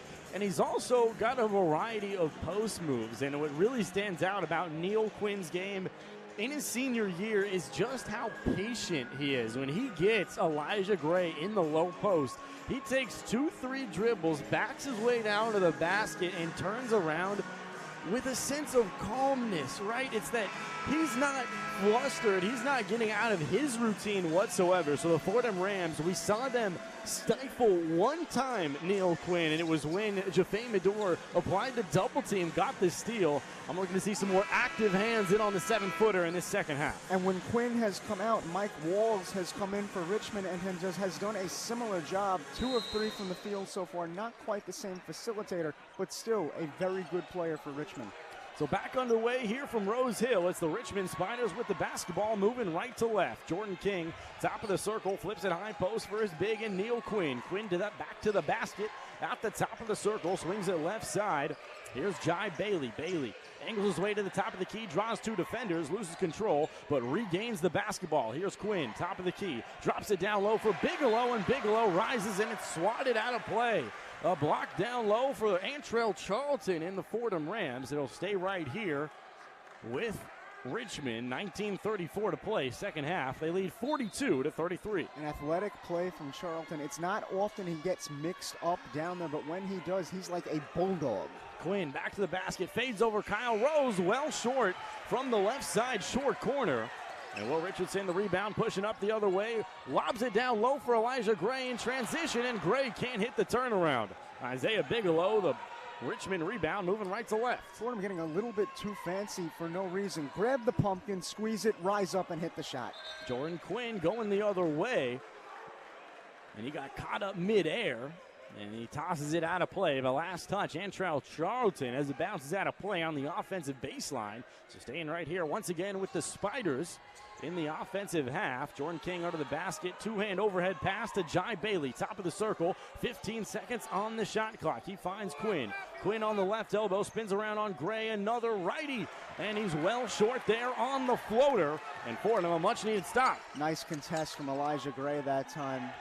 Charlton transition triple, no good, off the left side of the iron, and Isaiah Bigelow rips down another rebound. Isaiah Bigelow, such a diverse player in terms of what he's able to do. King right arc three, and nothing but net. Ramad Dean, a lackadaisical closeout, and Richmond back on top 12, 45-33, 18 and a half to play in regulation. Here's Ramad Dean, top of the circle, hands off for the curling Kyle Rose. Kyle Rose, lefty slot, bounces down low for Gray, and Gray will rise, and he will draw the contact. Looked like Neil Quinn, the guilty party there. So Elijah Gray will be headed back to the free throw line with 18:22 to play in our second half. But Richmond, a solid lead on the road, 45-33. Elijah Gray looking aggressive in the post early in this second half. Did not have a fantastic first half by any stretch. 1 of 4 from the field, 1 of 3 from downtown, specifically only 3 points. You know that Fordham would like to see him put up more in terms of scoring late in the game. And Elijah Gray coming off that 19.8 rebound performance last time out in Pittsburgh, as he's good on the first of 2 free throws. Gray leading the team in conference play with 14.3 points per game. He's also averaged 5.7 rebounds in A10 play. The sophomore coming along nicely. So the first of two makes it a 45-34 Richmond lead. Here's the second, and it falls. The high arcing free throw makes it a 10-point lead now for Richmond, 45-35. Here's Delaney Hunt. The Wagner transfer moving right to left on Will Richardson. Kyle Rose switches onto him on the block F. Drills behind the back. Here's Hunt. Flips high post for Quinn. Quinn on the lefty slot. Some pressure from Elijah Gray. Quinn flips it right side. Here's Jordan King. On the right arc, the knee-high dribble. The big switches onto him in Gray. Jordan King floats it left side. Here's Delaney Hunt. Thought about the three. Now he'll pull it. The high arcer is well short there. No contact with nothing as it bounces out of play on the baseline. And the Fordham crowd finally got something to celebrate. And I know the crowd is chanting air ball, but if Hunt had a little bit more mustard on that shot, it was going to go right through the basket. Here's Richardson on the block F. He'll bounce it high post for Ahmad Dean. Hands off for the curling Kyle Rose on the block F. Chest pass over to Charlton. Bounce down low for Gray, and Gray got the steal. Into the hands of Neil Quinn, and he just got stuffed in the heart of the paint there and going back Richmond's way. Here's Jordan King on the left arc. Dribbles knee-high now, angles his way to the high post. Decides to slow it down now, but he already picked up his dribble. He finds Jai Bailey. Back to Quinn, top of the key. Quinn, another floater, well short there. And Elijah Gray rips down the rebound, his second time stopping Quinn in that fashion. Fordham did a nice job taking away the baseline from Quinn as soon as he got the ball on the nail of the court. Elijah Gray going for his own turnaround with the righty, and he's well short there. Off the left side of the iron, and Jordan King now to walk it up awfully slowly, moving right to left for the Richmond Spiders. Here's some contact from Kyle Rose on the block F. 16:50 and ticking here in our second half. Jordan King, chest pass high post for Bailey. Bailey spins around on the lefty spot. He finds Delaney Hunt. Hunt stuck in the left corner. Probes down there, spins around now on Kyle Rose, lefty dribble drive, the scoop is well short, muscling for the rebound. Here's Kyle Rose, he'll come down with it, moving left to right now for the Fordham Rams. Skips it up top for Will Richardson on the right arc, attacks from the right side of the paint and finds Ramad Dean. Slows things down for Kyle Rose, back to Gray, left side triple, no good, but the offensive rebound, here's Rose. He'll pop the three, and he's money. Nothing but net from the top of the key for Kyle Rose. And Fordham within 7, 45-38, Richmond. That was Fordham's best offensive possession of the game. Had the Richmond defenders' heads on swivels. King going the other way and pulls up and cans the mid-range J. Back to a 47-38 Richmond lead, 15:52 and ticking. And another pretty bucket out of the veteran's hand, Jordan King. Here's Antrell Charlton at the top of the circle, lobs it high post for Gray. Gray the handoff to the curling Charlton now, flips it back to Kyle Rose, right arc three, and he's got it. Through the contact, no call, but Kyle Rose gets Fordham right back within 6, 47-41. And Kyle Rose with the emphatic celebration after that make. That's 2 threes in a row for the senior. Jordan King draws 2 defenders, flips it high for post. Post down low, and looks like Delaney Hunt is the name drawing contact in the left corner, but the Fordham crowd is into it here in Rose Hill. Richmond 1 for their last 4 from the field, and that Fordham defense standing tall here. It's 47-41. The Richmond Spiders on top by a couple possessions, 15-18 to play here in regulation. Well, with that, we'll take a quick break. You're listening to Fordham Men's Basketball on WFUV Sports.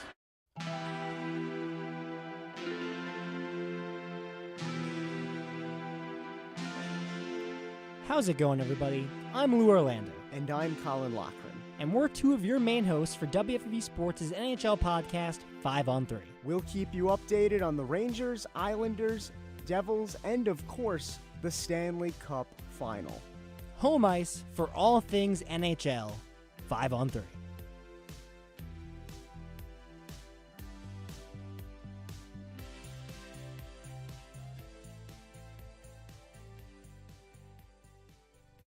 Welcome back inside Rose Hill Gym. It's a 47-41 lead for the Richmond Spiders here on the road over those Fordham Rams. I'm Miles Grossman. He's Colin Loughran, and Colin, These Richmond Spiders carry a 10-game win streak into this game, an undefeated 7-0 in Atlantic 10 play for the first time since they joined the conference back in 2001. And these Richmond Spiders have been a very solid mid-major for a long time under Chris Moody. A couple top 60 finishes back in 2020, 2015, and 2010. Seems every 5 years he's got a very good team, but arguably no better team than the group he's got here in 2024. Just 10 wins in a row. They downed Dayton last time out.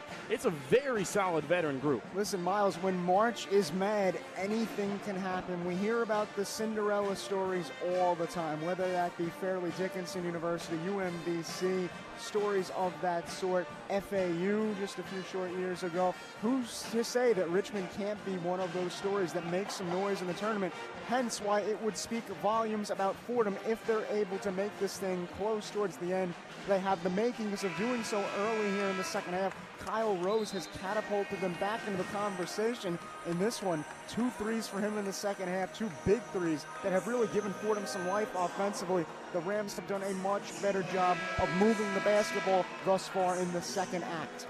Absolutely right, and that three-point shot picking up just a tad.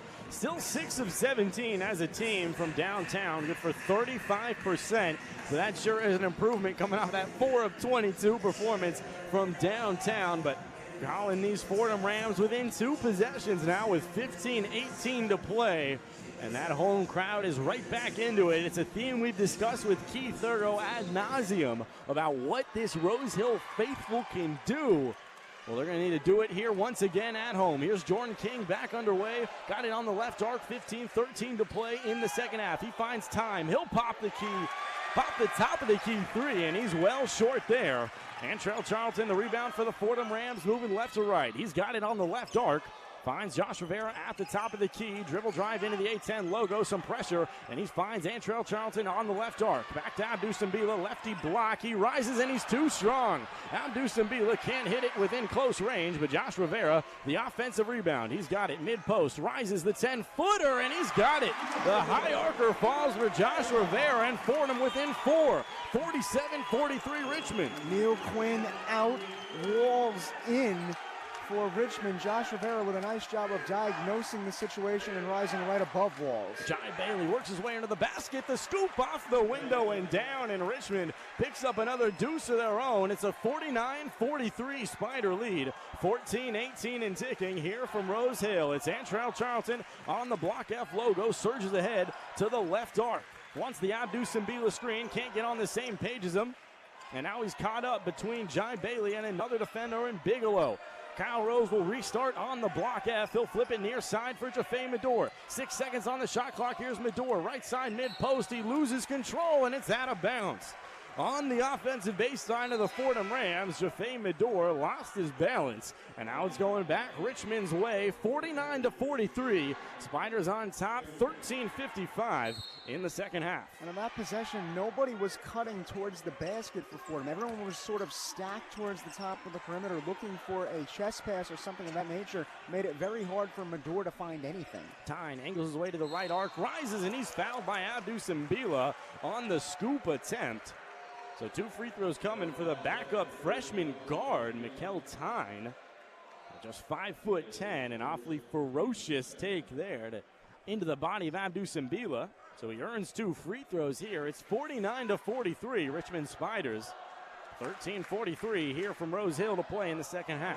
Tyne with 2 points today. He hasn't scored since January 20th against Davidson. Has a Maryland prep school background, very competitive. Went to Bishop Walsh there.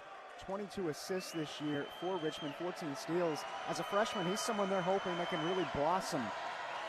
He's facing a pretty rowdy student section here at Rose Hill. The high arcing free throw rattles home. And Mikkel Tyne, the 83%er, nails it. Makes it a 50-43 lead for the Richmond Spiders. And it was the number 10 recruit in the class of 2023 out of the state of Maryland. As you said, Colin, a very highly touted prospect down in the DMV area, but a 2-2 trip there from the charity stripe, and Richmond back on top, 51-43. Here's the Spiders on top. But Josh Rivera at the top of the circle, hands off for Kyle Rose, and Kyle Rose draws the contact. This one's going to be on Delani Hunt, just too aggressive on the far side reaching. So now it'll be the baseline inbound for the Fordham Rams. 13.5 to play. They trail 51-43 with the basketball. Jaffe Medor, the trigger man, flips it high post. Here's Josh Rivera, spins around, and he's called for the offensive foul. Lowered the shoulder as he spun. And too aggressive there, going back Richmond's way. It's the Josh Rivera turnover, 13-28, second half. Antrell Charlton clapping to try and keep his team calm after that call. The home faithful here at Rose Thurl didn't love the call, as Rivera thought he had a clean spin move and a lane towards the basket that time. The refs thought otherwise. Here's the freshman Tyne. Pushes ahead on Kyle Rose, crosses the timeline on the near side. Crosses right to left now at the top of the circle. Rises on Abdu, and he's got it off the glass and in. And the 5'10" freshman gets it to go off glass. 53-43, Richmond back up double digits. Tyne with such shifty handles. Just the way he's able to manipulate the basketball makes all the difference. 13:05 to play as Josh Rivera puts his head down and draws contact from the left side. It'll be interesting to see if he gets free throws here. Look to be on the early portion of the dribble drive from the left side mid-post. So it will be Josh Rivera heading to the free throw strike with 13 minutes flat to play here from the Bronx. It's a 43-53 advantage for the Richmond Spiders. Two coming for Josh Rivera. This will be Rivera's first attempts at the free throw line. He's about a 42% shooter from the charity stripe. Was 1 of 6 from the line against the Dukes. And too strong there, off the heel and left. And the lead holds for Richmond at double digits, 53-43, 13 flat. And we've spoken about it ad nauseum this year, but it really is such a hole in Rivera's game that he's not an excellent shooter from the free throw line, because his ability to draw contact should result in more points than it actually does, Miles. So Josh Rivera, deep bend in the knees, and he's in and out on the second free throw attempt. Antrell Charlton pokes it out of play. And an 0-2 trip there for Josh Rivera at the charity stripe. And as we've talked about a lot, Colin, that free throw number 42% coming into the day drops a tad lower, but the full court pressure of the Fordham Rams will force the Richmond timeout. And that's that signature Fordham brand that they got to get back to here in the final 12:59. It's a 43 Richmond lead, but the Spiders forced to call the timeout, and Fordham going to be in that full court pressure probably the rest of the way, Colin. And that's a smart timeout from Coach Chris Mooney of Richmond. He knows that his team's ahead. He knows that his team has a talent advantage at this point of the season. Don't let your guys get ahead of themselves. Don't let anyone start to think too much about where they are in this game. If I'm Richmond right now, I'm continuing to play my style of basketball. I'm not allowing Fordham to get into my head and dictate the pace of the ball game. And the Richmond run now 6-0 in the last minute 43. Get them back up double digits. And Colin, there was a moment just a couple minutes ago where Fordham was within just 4 points, and this crowd had new life, but it does seem Richmond has had that 6-0 run, and it's quieted them down a little bit. If the Fordham Rams are going to hang in this one, they're going to have to thrive off that energy, but that energy seems to have gone elsewhere. And these are the minutes that Fordham is supposed to win. Neil Quinn not on the court right now for Richmond. You have to take advantage of that. Unfortunately, if you're a Ram fan, Mike Walls has stepped up in a big way for the Spiders. He's a sophomore, 6'11", 250 pounds. He only played in 5 games last year. He's played in 20 contests this year, so he's seen a bigger role. And a lot of that has to do with you need someone to really step up when Quinn is not on the court. Walls has fulfilled that role and done so very well. And it's an interesting story. As you said, his freshman year, Mike Walls was barely a rotational player, and it was a similar situation to begin his sophomore campaign. But you take a look at his Ken Palm numbers after the last 4 or 5 games, and his usage has gone through the roof. The sophomore center at 6'11" is almost that poor man's Neil Quinn, if you will, for that second unit. when he needs a break, but he's done a great job. He even hit a wide-open top-of-the-key three that you knew the Fordham Rams were saying, we're going to give him that shot. That's simply not on our scouting report, but the backup big, the sophomore 6'11", Mike Walls, buries it. And in the first half, that was a momentous bucket for Richmond. I mean, we're referring to him as a backup, but it's not as if he's a scrub. He averaged 14 and 10 as a senior in high school. With his size, it's definitely possible that he transforms into something completely different as his collegiate career continues to go on, especially given he's the understudy for a senior who's a 7-footer who could teach him the ropes and teach him a lot in terms of what to get done offensively. So the Fordham Rams, the full court pressure was successful last time out. Forced the Richmond timeout. Both sides headed to the respective benches, but we're just a few moments from getting back underway here from Rose Hill Gym. The Fordham Rams scoreless in the last minute 45 and a 6-0 Richmond run in that time. It's the Richmond Spiders moving right to left here on the block F. It's Delani Hunt. Hunt crosses the timeline on Josh Rivera, flips it back, high post for Tyne. Tyne bounces. It's Hunt. Hunt top of the circle. Back to Tyne. Tyne splits two defenders, drops it down low for Bailey, and Bailey well short on the scoop. But we got some contact down low. Looks like Jaffe Medor, the guilty party. And Jai Bailey will successfully draw the contact with 12:42 to play in our second half. And Richmond still up double digits, 53-43. And it looks like they will say 2 free throws now. Refs deliberating. They say it's a shooting foul.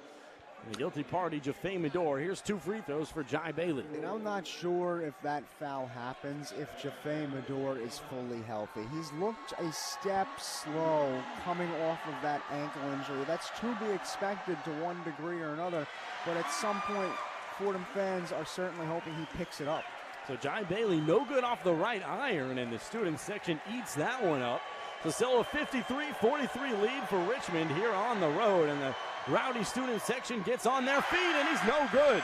Off the left side of the iron, and an empty trip there. Josh Rivera trying to catch the lob, going the other way. He can't handle it.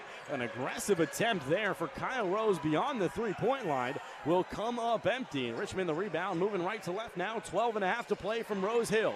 Here's Tyne, the freshman, top of the key, pulls from 15, and he's got it. Nothing but net from the A10 logo, and a 55-43 lead for Richmond. Those were 2 free points that Fordham just gave them. Why try an alley-oop down 10 points in the second half? Unbelievable, genuinely, Colin. Gray, transition 3, and he's got it. Rattles all the way around and down there, and the Fordham Rams a tad of life now within single digits. 55-46, Richmond on top, moving right to left. Here's Jai Bailey, attacks from the left side, kicks up top, the 3, and he's got it. From the left side, that time it's Tyler Harris, the bench sniper. He's a 46%er from range, and he picks up his first of the day right there. And it's a 58-46 Richmond lead. Jaffe Medor probes at the top of the circle. In on Tyne, the freshman, spins around on the A10 logo, and he got slammed with the hand. Jaffe Medor earns himself 2 free throws. But Richmond reasserts themselves here in the second half from Rose Hill. It's a 58-46 lead over the Fordham Rams. I'm still enamored by the alley-oop try on the part of the Fordham Rams. You want to keep this game as close as possible. You're at a point where making it into a track meet will not benefit you. Playing a slower, more methodical style of basketball could benefit you. Shame on the Rams for their lack of awareness. So 11:30 to play from Rose Hill, but you're exactly right, Colin. I was almost perplexed when I saw Kyle Rose heave up the transition oop from 40 feet, particularly in this type of game. But with 11:30, that's going to take us to our under 12 media timeout. It's a 58-46 lead here for Richmond in the Bronx. But with that, we're going to send it back to our Rose Hill studios for another scoreboard update with Evan Harkin. The one-on-one scoreboard. Tipping off with the pros, Paul George and LA clipping the Wizards' chances in the second half. Clippers lead 66-60.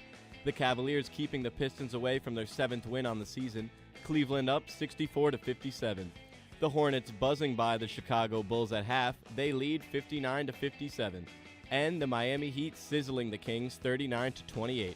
Crossing over to the College Court, the Northwestern Wildcats clawing with Purdue. They lead the number 2 ranked team in the nation 73-71. The Tide finally rolling back against the Georgia Bulldogs. Bama leads 69-65. And UCF battling late with Baylor. They lead 46-42. I'm Evan Harkin with your one-on-one scoreboard update.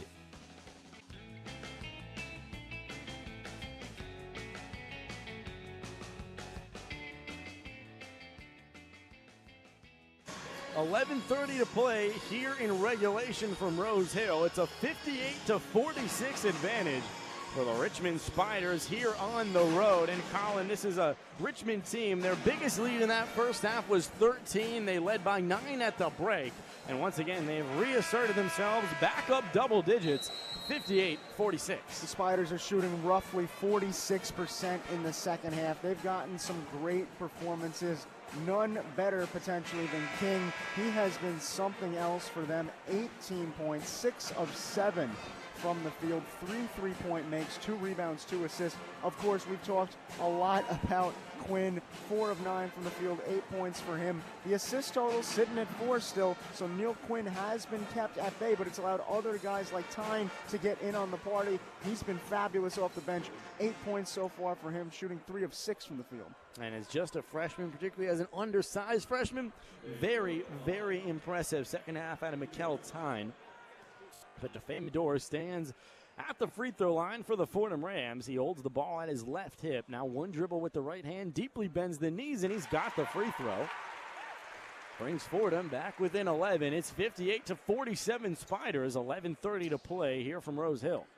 And Jaffe Medor on that last drive to the bucket, it was not a clean play. Credit to him for sacrificing his body. He's been through a lot this year. You have to like the leadership he shows by example in that instance.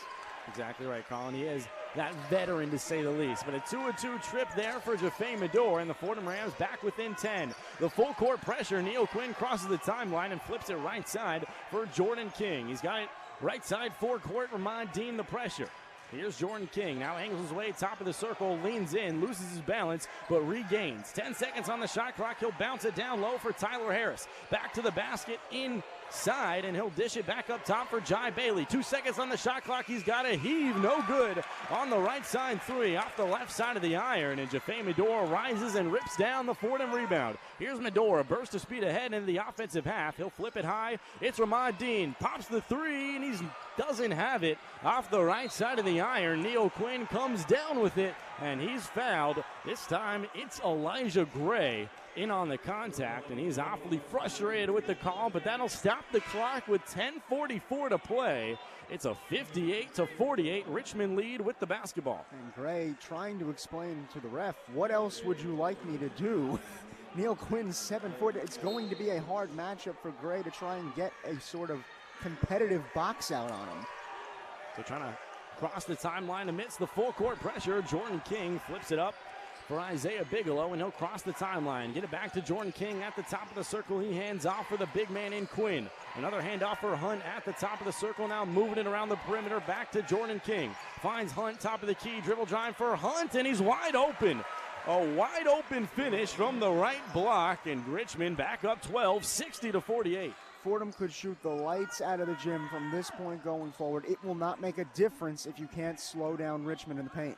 10 minutes flat to play. It's Jaffe Medor on the block half. Dribbles between the legs, angles his way to the left side perimeter. Dribble drive, he finds Gray. Gray rises and he's fouled. This time it's Neil Quinn, the guilty party. Doesn't like the call, but Elijah Gray, the sophomore at 6'8", headed back to the free throw line for the Fordham Rams. It's a 60-48 lead for Richmond. 9:59 exactly, and 2 free throws coming for the sophomore Elijah Gray. Quinn gave a little bit of a push as Gray went up, making him earn his points at the free throw line. So Elijah Gray, the team's leading free throw shooter at 76.4%, stands at the free throw line, and the high arcer falls. And Colin, I think the fact that the leading free throw shooter on this team being at 76% has more negative than it does positive. Especially in this type of game, because in a perfect world, you'd be able to drive towards the paint, accrue some contact, and then make your free throws. Fordham can't rely on that ability with how they've shot the ball from the charity stripe this season. So Elijah Gray rises in a 2-of-2 trip there, brings him up to 10 points on the evening, and 4 of 4 from the charity stripe. Here's the full court pressure at Ramon Dean and Will Richardson. Jordan King stuck in the far side, bounces it for Delani Hunt. Hunt a burst of speed as he crosses the timeline. He will get fouled. This one's on the floor. Will Richardson, the one who committed the contact. So with 9:49 to play now in the second half, another clock stoppage and a near sideline inbound for the Richmond Spiders. They still lead by 10, 60-50 here on the road. Walls back in for Richmond. Quinn on the bench now. So Jordan King dribbles between the legs at the top of the circle. Will Richardson switches onto him. Crosses over right to left. Flips high post for Mike Walls, the big. King takes the handoff, loses the dribble, picks it up, drives in, and gets smacked.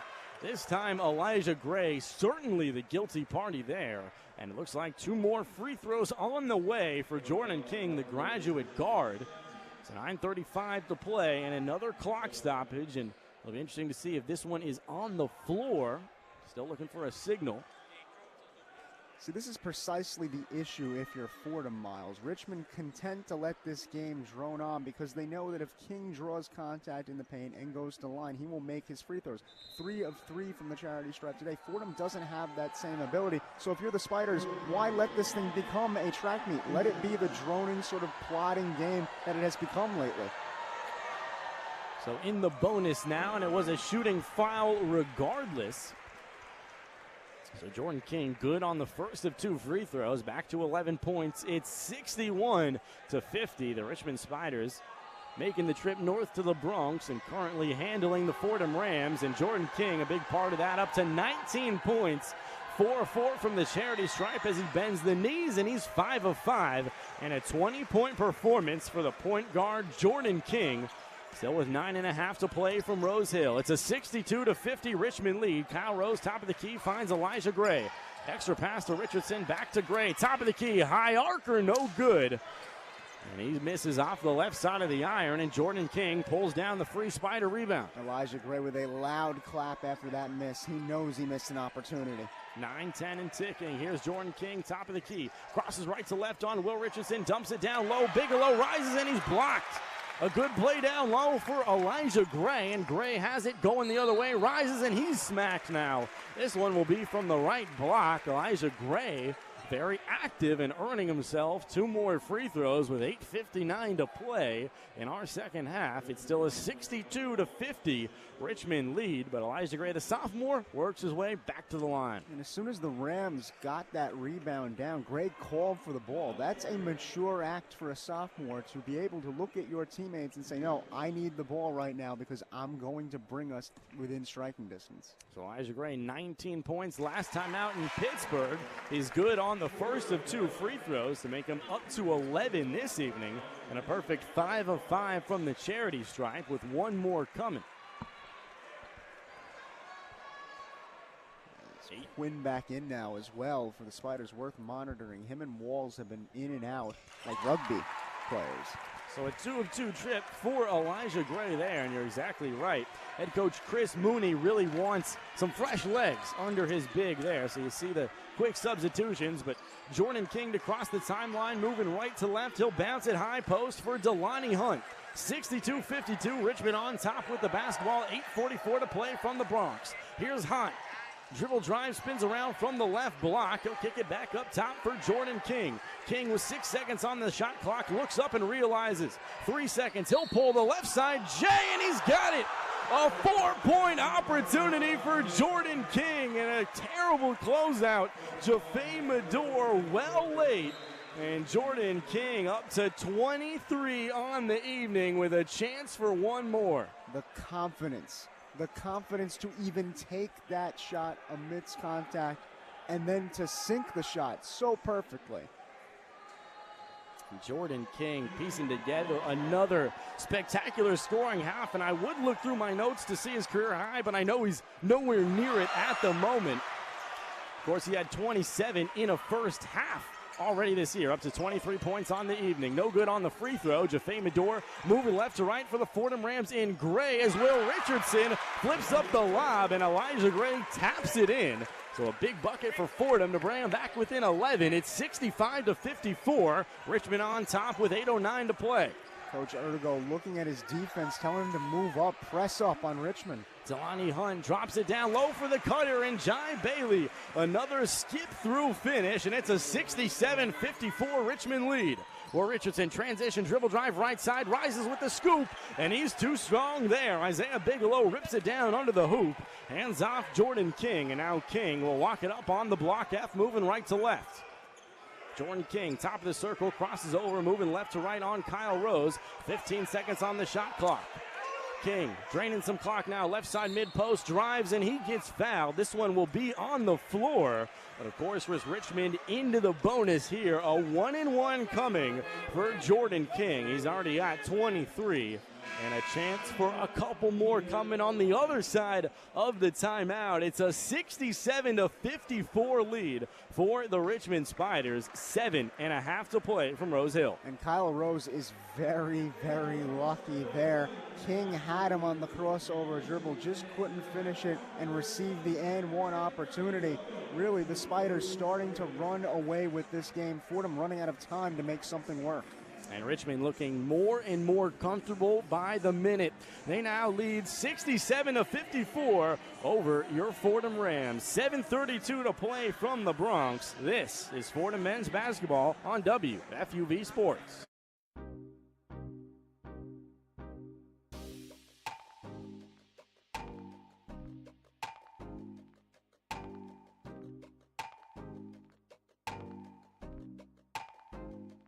Hi, this is Michael Kay, WFUV class of 1982. WFUV is your home for all things Fordham athletics, with live coverage of Fordham football, Fordham men's and women's basketball, in addition to our Saturday show, One on One. Stay right here on 90.7 FM for all things WFUV Sports.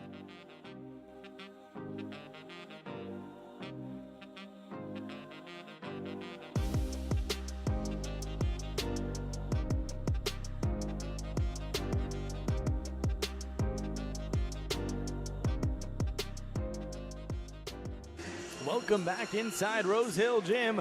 7:32 to play from the Bronx between the Richmond Spiders and your Fordham Rams. Richmond on top, 67-54. And Jordan King, an enormous part of that at this point. He's got 23 points. He's made 7 of his last 8 from the field, and he's banged his last 4 threes, and some of them have just been in spectacular fashion. He's headed back to the free throw line, and Jordan King, the leading scorer of Richmond, has really shown the Rose Hill crowd why he's one of the more talented scorers in the Atlantic 10. He's been on a roll as of late. Entering today, he was averaging roughly 24 points over his last 3 games, 8 of 18 from range in that same time frame. As you mentioned, Miles, 7 of 8 from the field today, 4 of 4 from downtown. He's the kind of guy that can hurt you at all 3 levels. So Jordan King now stands at the free throw line for a 1-on-1. He's an 81%er, and he's nothing but net on the front end. Earns himself the back end, and he's up to 24 points on the evening. And his Spider is up 68-54 now with 7:32 to play. If you're Fordham, you need to get on a run, and you need to get on a run soon if you want to stay in this ballgame. You cannot let more of the clock slip away. So a 2-2 trip out of the right hand of Jordan King. Make that 6 of 7 from the charity stripe today. And it's a 69-54 lead here for Richmond on the road. Jaffe Medor, right arc, dribbled penetration, and Jordan King tapped it free. He had the last touch on the baseline, so possession staying right here with the Fordham Rams, but now Jordan King getting it done on both ends. And Medor a little bit sheepish, thought about a crossover dribble there, but didn't commit to it fully. Got stripped by King. So Kyle Rose is the trigger man under the baseline of the basket, I should say, for the Fordham Rams. Kyle Rose flips it into Abdu Simbila on the lefty corner. Hands off for the curling Kyle Rose. 15 seconds on the shot clock. Finds Josh Rivera, top of the key now. Antrell Charlton, righty slot, chest back to Abdu Simbila. Simbila rises hard to the paint, and it's blocked. Neil Quinn swats it back, and Richmond going the other way. Abdu Simbila just looks uninspired out there. No rebounds, no points to his name. We've seen him play much better than he has been as of late. 6:55 to play. Delani Hunt, left side mid-post, pulls it back. Hands off for Quinn. Now takes the handoff, flips it high post on the lob. Quinn back to Bigelow on the right arc. Hands off for Quinn, dribble drive right side, and he kisses it off the window and down. A 71-54 lead here for Richmond. 6:33 and ticking, and the Rose Hill crowd has been silenced here in the Bronx. 71-54, Richmond on top. It's Kyle Rose on the A10 logo. Bounces it back, left side, mid-post. Josh Rivera spins around on Quinn. Rises with the right hand, and he can't get it to go, but it will be 2 free throws coming. And Neil Quinn is the one who committed the contact. 6:19 to play here from the Bronx, and the Fordham Rams trail by 17. And the same old conundrum will be coming your way momentarily as Josh Rivera will once again head to the free throw line. Did a nice job of attracting the contact, but it will not matter unless he can finish the job at the line, Miles. So Elijah Gray, 3 of 10 from the field today. An inefficient day for even the Fordham Rams, leading score at 14 points. But Josh Rivera, no good, too strong off the back of the heel, and that'll make him 0 of 3 from the charity stripe today. And Josh Rivera came into the day a 42%er from the charity stripe, and he's going to see that number fall a little bit more. This thing's starting to slowly drift away for Fordham. And a 1 of 2 trip there. Josh Rivera able to salvage something from the free throw line.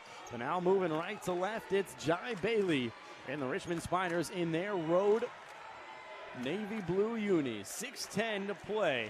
And Jai Bailey content to let some clock drain here at the top of the key. He flips it for his big man, Quinn. The center has it on the left elbow. Back to the basket. 10 seconds on the shot clock. Back to Bailey. Right arc. Pops the 3. No good. Well short there. Antrell Charlton, the rebound, pushes left to right for the Fordham Rams in their home Grays. Now up top, Josh Rivera attacks from the left lane. Has to dish it back up top to Richardson. Richardson got it to Medor, left corner. Some penetration now stuck between 2 defenders. Has to bounce it into Simbila, and Simbila can't handle the pass. And Abdou Simbila, the last touch on the offensive baseline. And Colin, you touched on it a minute ago. Abdou Simbila is visibly out of sync. I think he's trying to be too much of a point guard instead of playing like a center.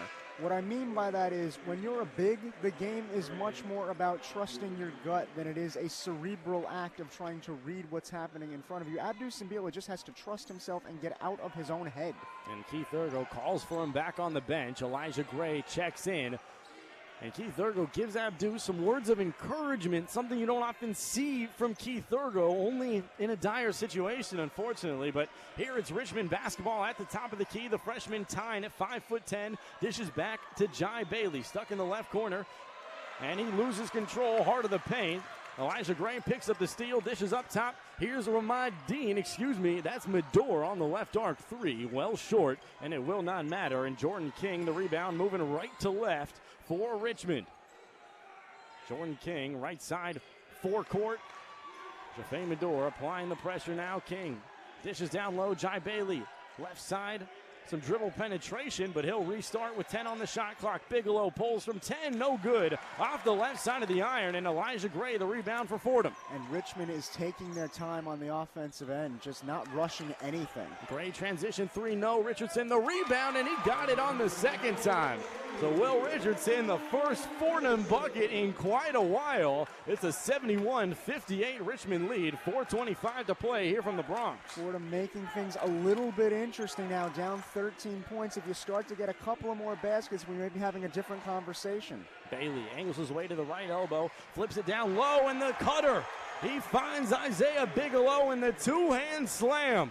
73-58, Richmond back up 15 on the two-hand dunk. And I spoke too soon, Miles. Bigelow just cut right towards the basket. He was wide open down low. And Gray looking for the lob for Rivera. The pass picked off, and Tyne, the freshman, moving right to left for Richmond. 3:51 to play. He finds Jordan King near side forecourt. And, of course, King draining some clock now. King gets past his defender, fades from 10, and he's no good. Some good help D there from Charlton. Fordham rebound. Charlton, right side, transition, triple, no good, too strong off the left side of the iron. Gray, the offensive board, up top for Will Richardson. Fakes right, drives left, in on the freshman, and he'll draw some contact from Mikel Tyne. So Will Richardson, some activity as of late, giving the Fordham Rams a tad of life here with 3:27 to play from the Bronx.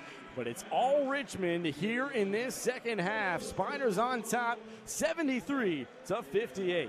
Fordham's going to have to get some baskets in a hurry, but more so, they'll have to play better defense than they have so far today against Richmond. I mean, really, you cannot let them cut to the basket in the way that they've been able to do so. You have to contest shots when they take them. Richmond shooting 57% from the field on the game, Miles. Richmond so efficient all year offensively.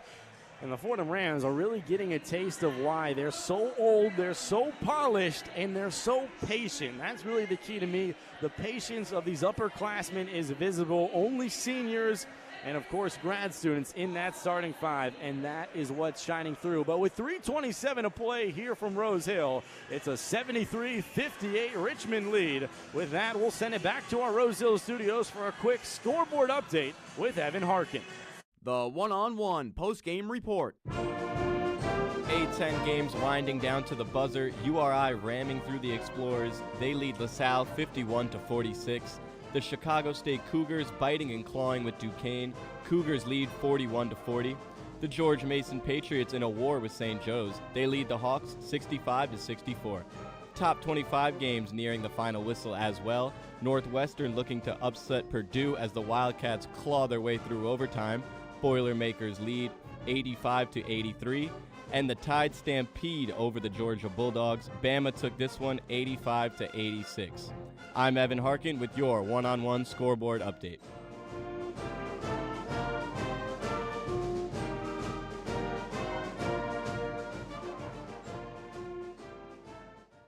.327 to play from the Bronx. The Richmond Spiders undefeated in Atlantic 10, 7-0. They carry a 10-game win streak into this one, and they are honing in on win number 11. 73-58, they lead your Fordham Rams. Just 3:27 left in regulation. And Colin Abdul-Simbila was moved to the second unit 3 games ago. His most recent start was against Davidson, and of course, a couple things occurred. Elijah Gray heated up. The big man down low in Josh Rivera returned from quad tendinitis, but ever since that move was made and Simbila was moved to the second unit, he has not been himself. And it's concerning for Fordham. Entering the year, we heard a lot about Abdul-Simbila's offensive improvement and how he wanted to become a better offensive weapon. What we didn't know is that at a certain point that may come at the expense of his reliable defense and his minutes, because now it feels as though he's overthinking every single motion on the court instead of just trusting his motions, trusting what he's been able to do during his time here at Fordham so far. So Will Richardson stands at the free throw line. He's good on the first, rattles in and out on the second, making a 73-59 lead for Richmond as they'll walk it up. Here's Jai Bailey, top of the circle, the 6'5" big guard.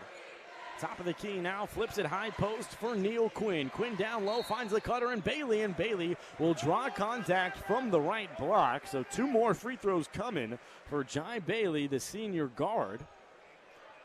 And Jai Bailey, a player that's usually known for his defensive prowess, this time showing off the aggressive on the other side of the ball. He's been excellent tonight. 6 of 9 from the field, 12 points. Coming off of a really good game against Dayton as well. Had 12 points in that one, 2 assists as well. And Antrell Charlton just picked up a tech. He had some choice words for the far side referee. And now both teams will clear the lane and let Jordan King take his 2 technical free throws. Before, of course, the normal, just personal foul free throws. But the first is good out of the right hand of Jordan King. King now up to 26 points. Of course, a team high and a game high. It's a 74-59 lead for the Richmond Spiders, making a 2-2 trip out of the right hand of King. He's up to 27. It's a 75-59 lead for the Richmond Spiders. And over the last 5 or so basketball minutes, Colin, this one has really begun to unravel. And Coach Ergo barking at the ref. He should be barking at his team. You cannot earn a tech late in the game when you're trying to facilitate a comeback or make any type of comeback at all. It's just not good practice. It's not good basketball. So now coming off the technical free throws, Jai Bailey stands at the free throw line for the personal foul free throws. He's good on the front end. Making a 76-59 Richmond lead. Twirls the ball into his right hand, faces the student section, and cans the second. 77-59, the Spider lead with 3:06 to play. Will Richardson to walk it up on the block F. Takes the gray screen, pops it from the top of the key, rattles it in and out there, and Isaiah Bigelow rips down the Richmond rebound. That's Bigelow's 9th board of the day. He only has 2 points, but he does the little things right. Such a Draymond Green type of player. Jordan King gets loose, dribble drive, and the scoop from the right side. Wide open and off the window and down. It's a 79-59 lead for Richmond. Officially a 20-point game here at Rose Hill. Will Richardson works his way under the basket, dishes left corner. It's Kyle Rose. Dribble drive left side, and he'll scoop it in. Off the bank and in. And now Fordham within 18, 79-61 with 2:23 to play. If Fordham wants to get on one last run to give Richmond a scare, you're going to have to get hot from behind the arc. Yoli Akawovo and Noah Best set to check in at the next whistle, and that will be the conceding moment for Keith Urgo and these Fordham Rams. Here's Hunt, dribble drive left side, skips through and finishes it. Right through Kyle Rose and Jameer Tripp, and an 81-61 lead now for Richmond. Fordham gets in transition. Elijah Gray loses the ball. The last touch by Jai Bailey as it's poked out of play on the offensive baseline. So now we got the platoon substitutions for the Richmond Spiders and just a couple substitutions for the Fordham Rams. Noah Best, the freshman, checks in in quite a while, for the first time in quite a while. The redshirt freshman, local kid out of the Bronx. And, of course, Yoli Akawovo back out there as well. Here's Will Richardson, catches it on the right arc, takes the Yole screen, pulls from 18, and the high arcer is no good. But Noah Best, the offensive rebound, got it from the right block, and he's got the putback. Noah Best gets into the box score with 1:42 to play. It's an 81-63 Richmond lead. It's a tough play from Noah Best, a guard from Mount St. Michael Academy. Just got into the nitty-gritty of the paint, put it back up for 2 points. 1:30 to play. Here's Delani Hunt, the Wagner transfer. Dribbles between the legs, near side forward court. Ramad Dean applies the pressure. 10 seconds on the shot clock. Delani Clark starts the offensive possession, fakes the right arc three, dribble drive, and the step through finish. Delani Hunt tacks on 2 more for Richmond, and these Spiders are flaming the Rams now, 83-63. Will Richardson the other way, and he'll draw contact from the left side mid-post. That'll stop the clock with 1:04 to play here from the Bronx, and 2 free throws coming for the sophomore guard out of Teaneck, New Jersey, Will Richardson. And with that last Hunt make, Richmond now has 4 players in double-digit scoring figures. Not every day you get that type of holistically good performance. They simply outmatched Fordham tonight, Miles. And Fordham was in it in the first half, not so much down the stretch in the second, as Will Richardson gets the first of 2 free throws to fall, making an 83-64 lead for the Richmond Spiders. 1:04 to play here from the Bronx. And Colin, these Fordham Rams have had many disappointing losses here at home, but nothing in this 20-point range. And I think what's making it worse in some respects is how well-traveled Richmond is and how well-traveled they are specifically tonight. There is a big Richmond contingent in attendance. Full court pressure out of Fordham. Picks free the pass via Jameer Tripp. Jameer Tripp moving left to right on the fast break. No good on the righty shot. And under the basket, Mike Walls rips it down now for Richmond, moving right to left. 45 seconds to play. It's an 83-65 Richmond lead. And the freshman, Mikkel Tyne, dribbles waist high at the top of the circle. Jameer Tripp the pressure.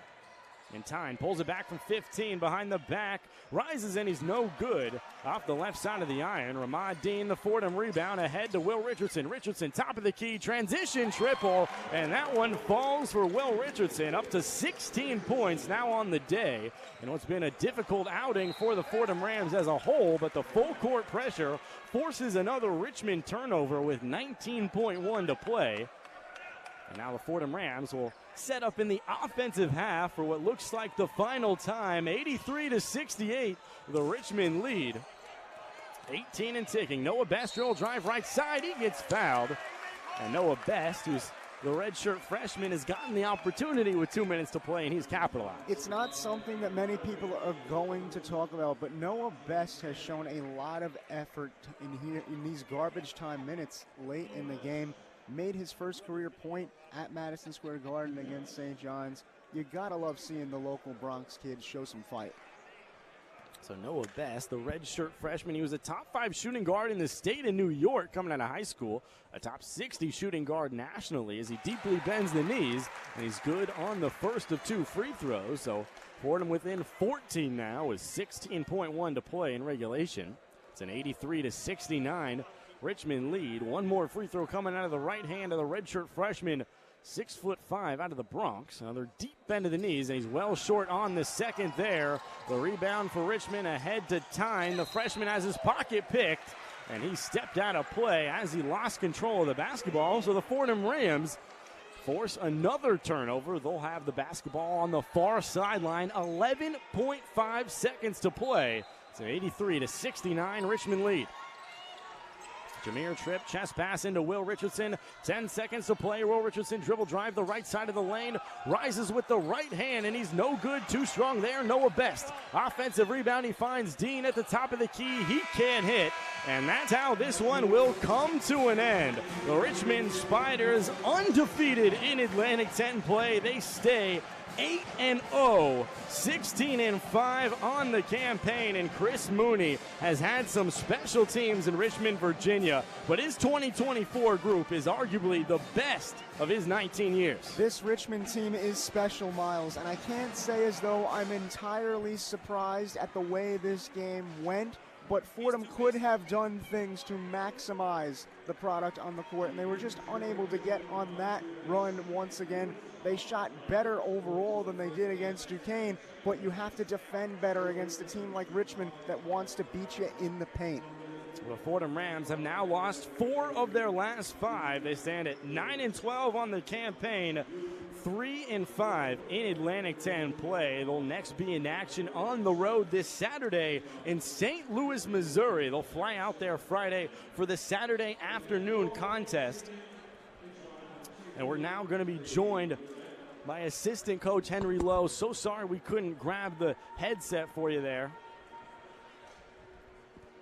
We're all set. Alrighty. Coach, thank you so much for taking the time. We apologize for the little bit of technical difficulties there, but a difficult loss for you guys here at home. It's been a tough stretch, and this Richmond team, so talented coming in. Just what's the message to the team following this tough loss to keep them locked in?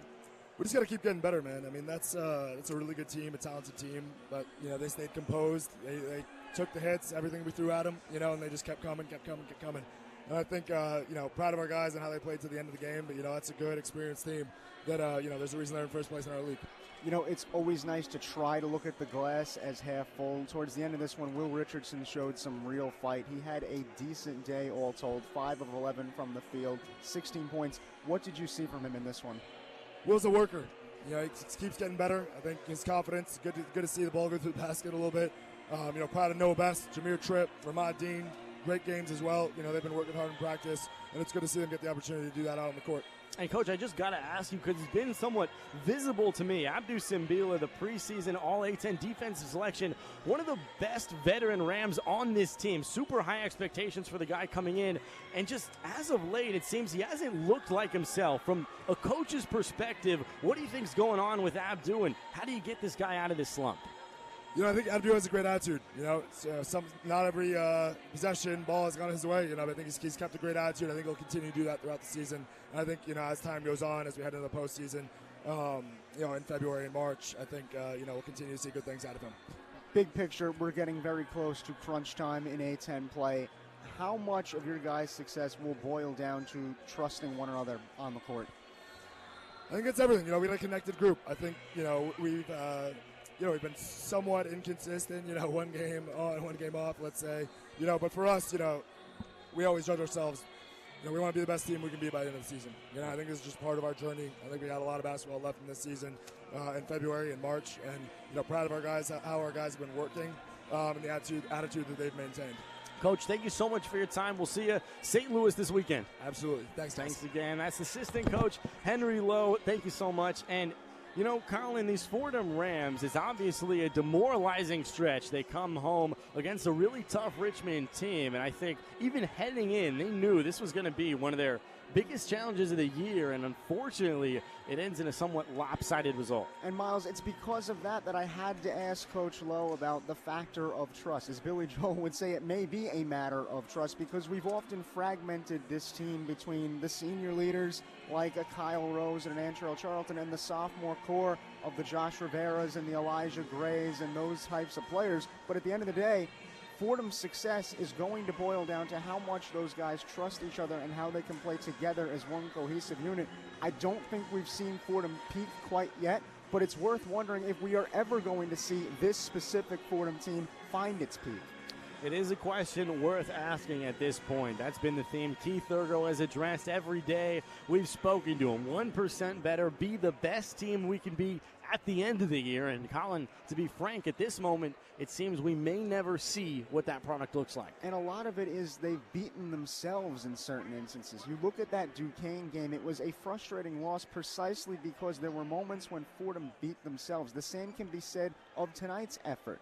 Right now, Richmond is in the locker room rejoicing about how well they shot the basketball. Had Fordham put up some better contests, had some better paint defense, perhaps this game went differently. Perhaps Fordham still lost, but perhaps it may have been closer, Miles. So Richmond shoots 58.5% from the field as a team, 57% from range as a team, and they roll over the Fordham Rams from the Bronx 83-69 to stay perfect in Atlantic 10 play.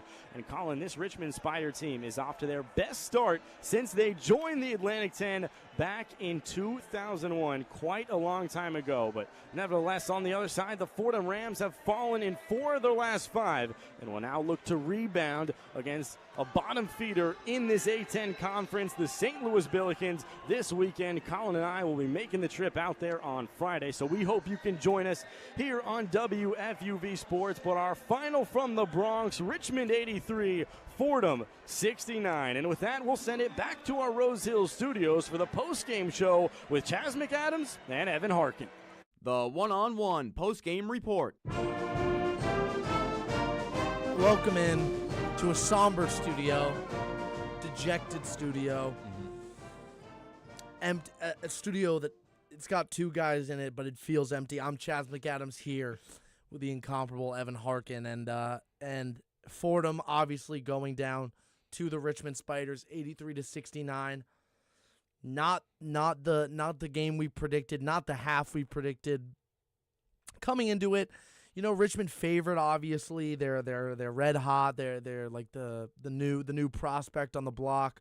But Fordham, a team that usually can hang their hat on their defense, not able to get it done tonight in the Bronx. Evan, how do we feel about that second half? It might have been worse than the first half. I think it was worse than the first half, especially because we had a little bit of hope. I'm not saying hope is dumb. I'm not saying too much hope because I came into this game thinking the Richmond Spiders were going to win. A lot of people thought they were going to win the game. What was really saddening for us as Fordham fans was the way Fordham lost the game, the way that they played. They could have lost to any team. It didn't have to be the best team in the conference. They could have lost to the worst team in the conference playing this poorly, especially on the defensive end, like you said, where they're supposed to be their pride and their soul is the defense so that they can spark their offense, which isn't too good. We know that. But flat out and simple, it did not get it done. Hope seems to be the detriment of my life at this point. My dream is to become hopeless. I think if I was hopeless, I wouldn't be feeling like this every Wednesday and Saturday night. Fordham losing 4 of their last 5, only win coming against a, as Colin Loughran would put it, bottom feeder URI team. A Fordham team whose talent, whose coaching, whose pedigree as a program is so much better than 9 and 12. Yep. I mean, you look at the entire Fordham roster, and a couple names stand out. I definitely think Will Richardson played well tonight. We haven't seen him play super well throughout the season, you know, not the season we were expecting after his great freshman campaign, but starting to turn it around a little bit.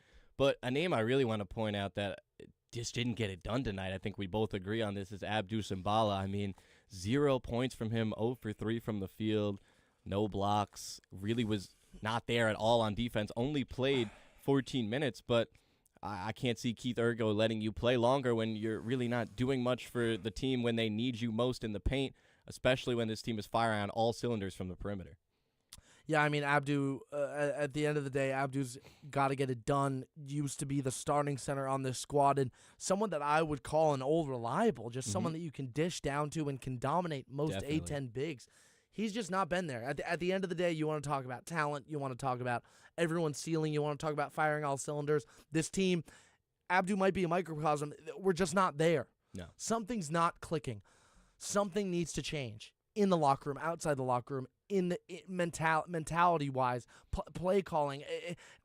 Something in this Fordham program needs to change if there's any hope of salvaging not just a good season, a season. We saw a little bit of change. A big thing that I came in today was the lack of play from Jaffe Medora. Just not bad play, but play in general. We've seen his minutes go down a lot, be taken off the starting lineup, and that was a bit of a switch for Fordham that I somewhat liked at first. I like spreading the ball out a little bit. Jaffe was a little bit of a ball hog. He was the team's top scorer, but that came off a lot of shots. But it flat out was obvious that nobody could really fill those shoes and go take the ball into the teeth of the defense, go get a bucket. That's been another major issue for the Fordham Rams. But 42 points in the paint from Richmond, 20 from Fordham. I mean, it begs the question, why didn't Abdu get to play a little bit more? I know he wasn't playing too well, but he's your best option down there. I just think he's on a bad stretch, and I don't know if Ergo trusts him. I don't know if I trust him lately. Yeah. I love Abdu. I love his play. Game-winning dunk against North Texas is like a top 10 moment in my life, period. But Abdu doesn't look like Abdu. No. You know what I mean? Trail doesn't look like Trail. Kyle doesn't look like Kyle. Fordham doesn't look like themselves. They look like sick, ill, and not in the cool way. I know how good this team can be. I've seen this team play so well, so talented. And I don't know whether it's not, they need to find themselves. There needs to be more of a need to win, a want to win, a disgust at losing. And that's easy to say from a media perspective. I know that. It's easy to say from my cushy little Nerf football life that I have when I'm not playing between 94 and 50. But from my perspective, there is a universal law in sport that skill can be overcome by grit, by want, by a craving, an addiction to victory. 100%. Fordham used to have that. They used to have heart, soul, some fire. Rose Thrill, a gym that's about to turn 100 years old. A weird little Jesuit school out in the Bronx giving battle to a powerhouse like Dayton at the Barclays Center. And now we're here. And now we're losing by 15 to Richmond, not being able to beat Duquesne on the road. 9-12. This team needs an identity, which is what I think you were really getting at there, and I totally agree. Their identity is not going to come on the offensive end. They don't have the talent. They don't have the three guys who went pro last year who were able to give that team an identity that we can score from three levels on the court. This isn't that team. I love what you said about grit because I think that's this team. This team is really athletic. This team is fast. They're good in transition when they're not trying to throw alley-oops down 7 points in crucial moments like we saw today. But typically this team does the grit factor well. You would think that's exactly what they would pinpoint pregame coming into a team you know is more talented than you. The big dog. The big dog doesn't want to see you claw and fight. The big dog wants to see you lay down and take it like you're supposed to, which is what the Rams ended up doing in the second half. I want, if we're talking David versus Goliath, I want Goliath's body, but David's brain. Yep. You know what I mean? I want or even the other way around, like a Boston Terrier. Like if you're small and like a little scrappy, just some kind of thriving, like almost archaic, like Neolithic need to get a victory for your team, for yourselves, for your teammates, for the fans. Yeah. It's not about, like, on-court play, we can talk about whatever we want. There has to be a need to win. 100%. I mean, it should really embarrass you that you get 22 more points scored on you in the paint at home. Like, that stat is awful to me. I get Dayton can snipe from three. They shot 57 from three. That's fantastic. You know, you weren't going to stop them, but you could have held them. You could have maybe had a little bit better of a game plan down low. You know Abdu's struggling a little bit. Maybe you couldn't hang your hat on Abdu's going to be down there in the paint. Maybe you had to come up with a little bit better of a defensive game plan to make them one-dimensional instead of letting them use the entire floor to their advantage. I think it's in the cards. I think Fordham has the tools to get it done, but it's about the intangibles. Mm-hmm. It's about the extracurriculars, the mental game, the stuff that people don't see. Attitude, clap attitude. Mm-hmm.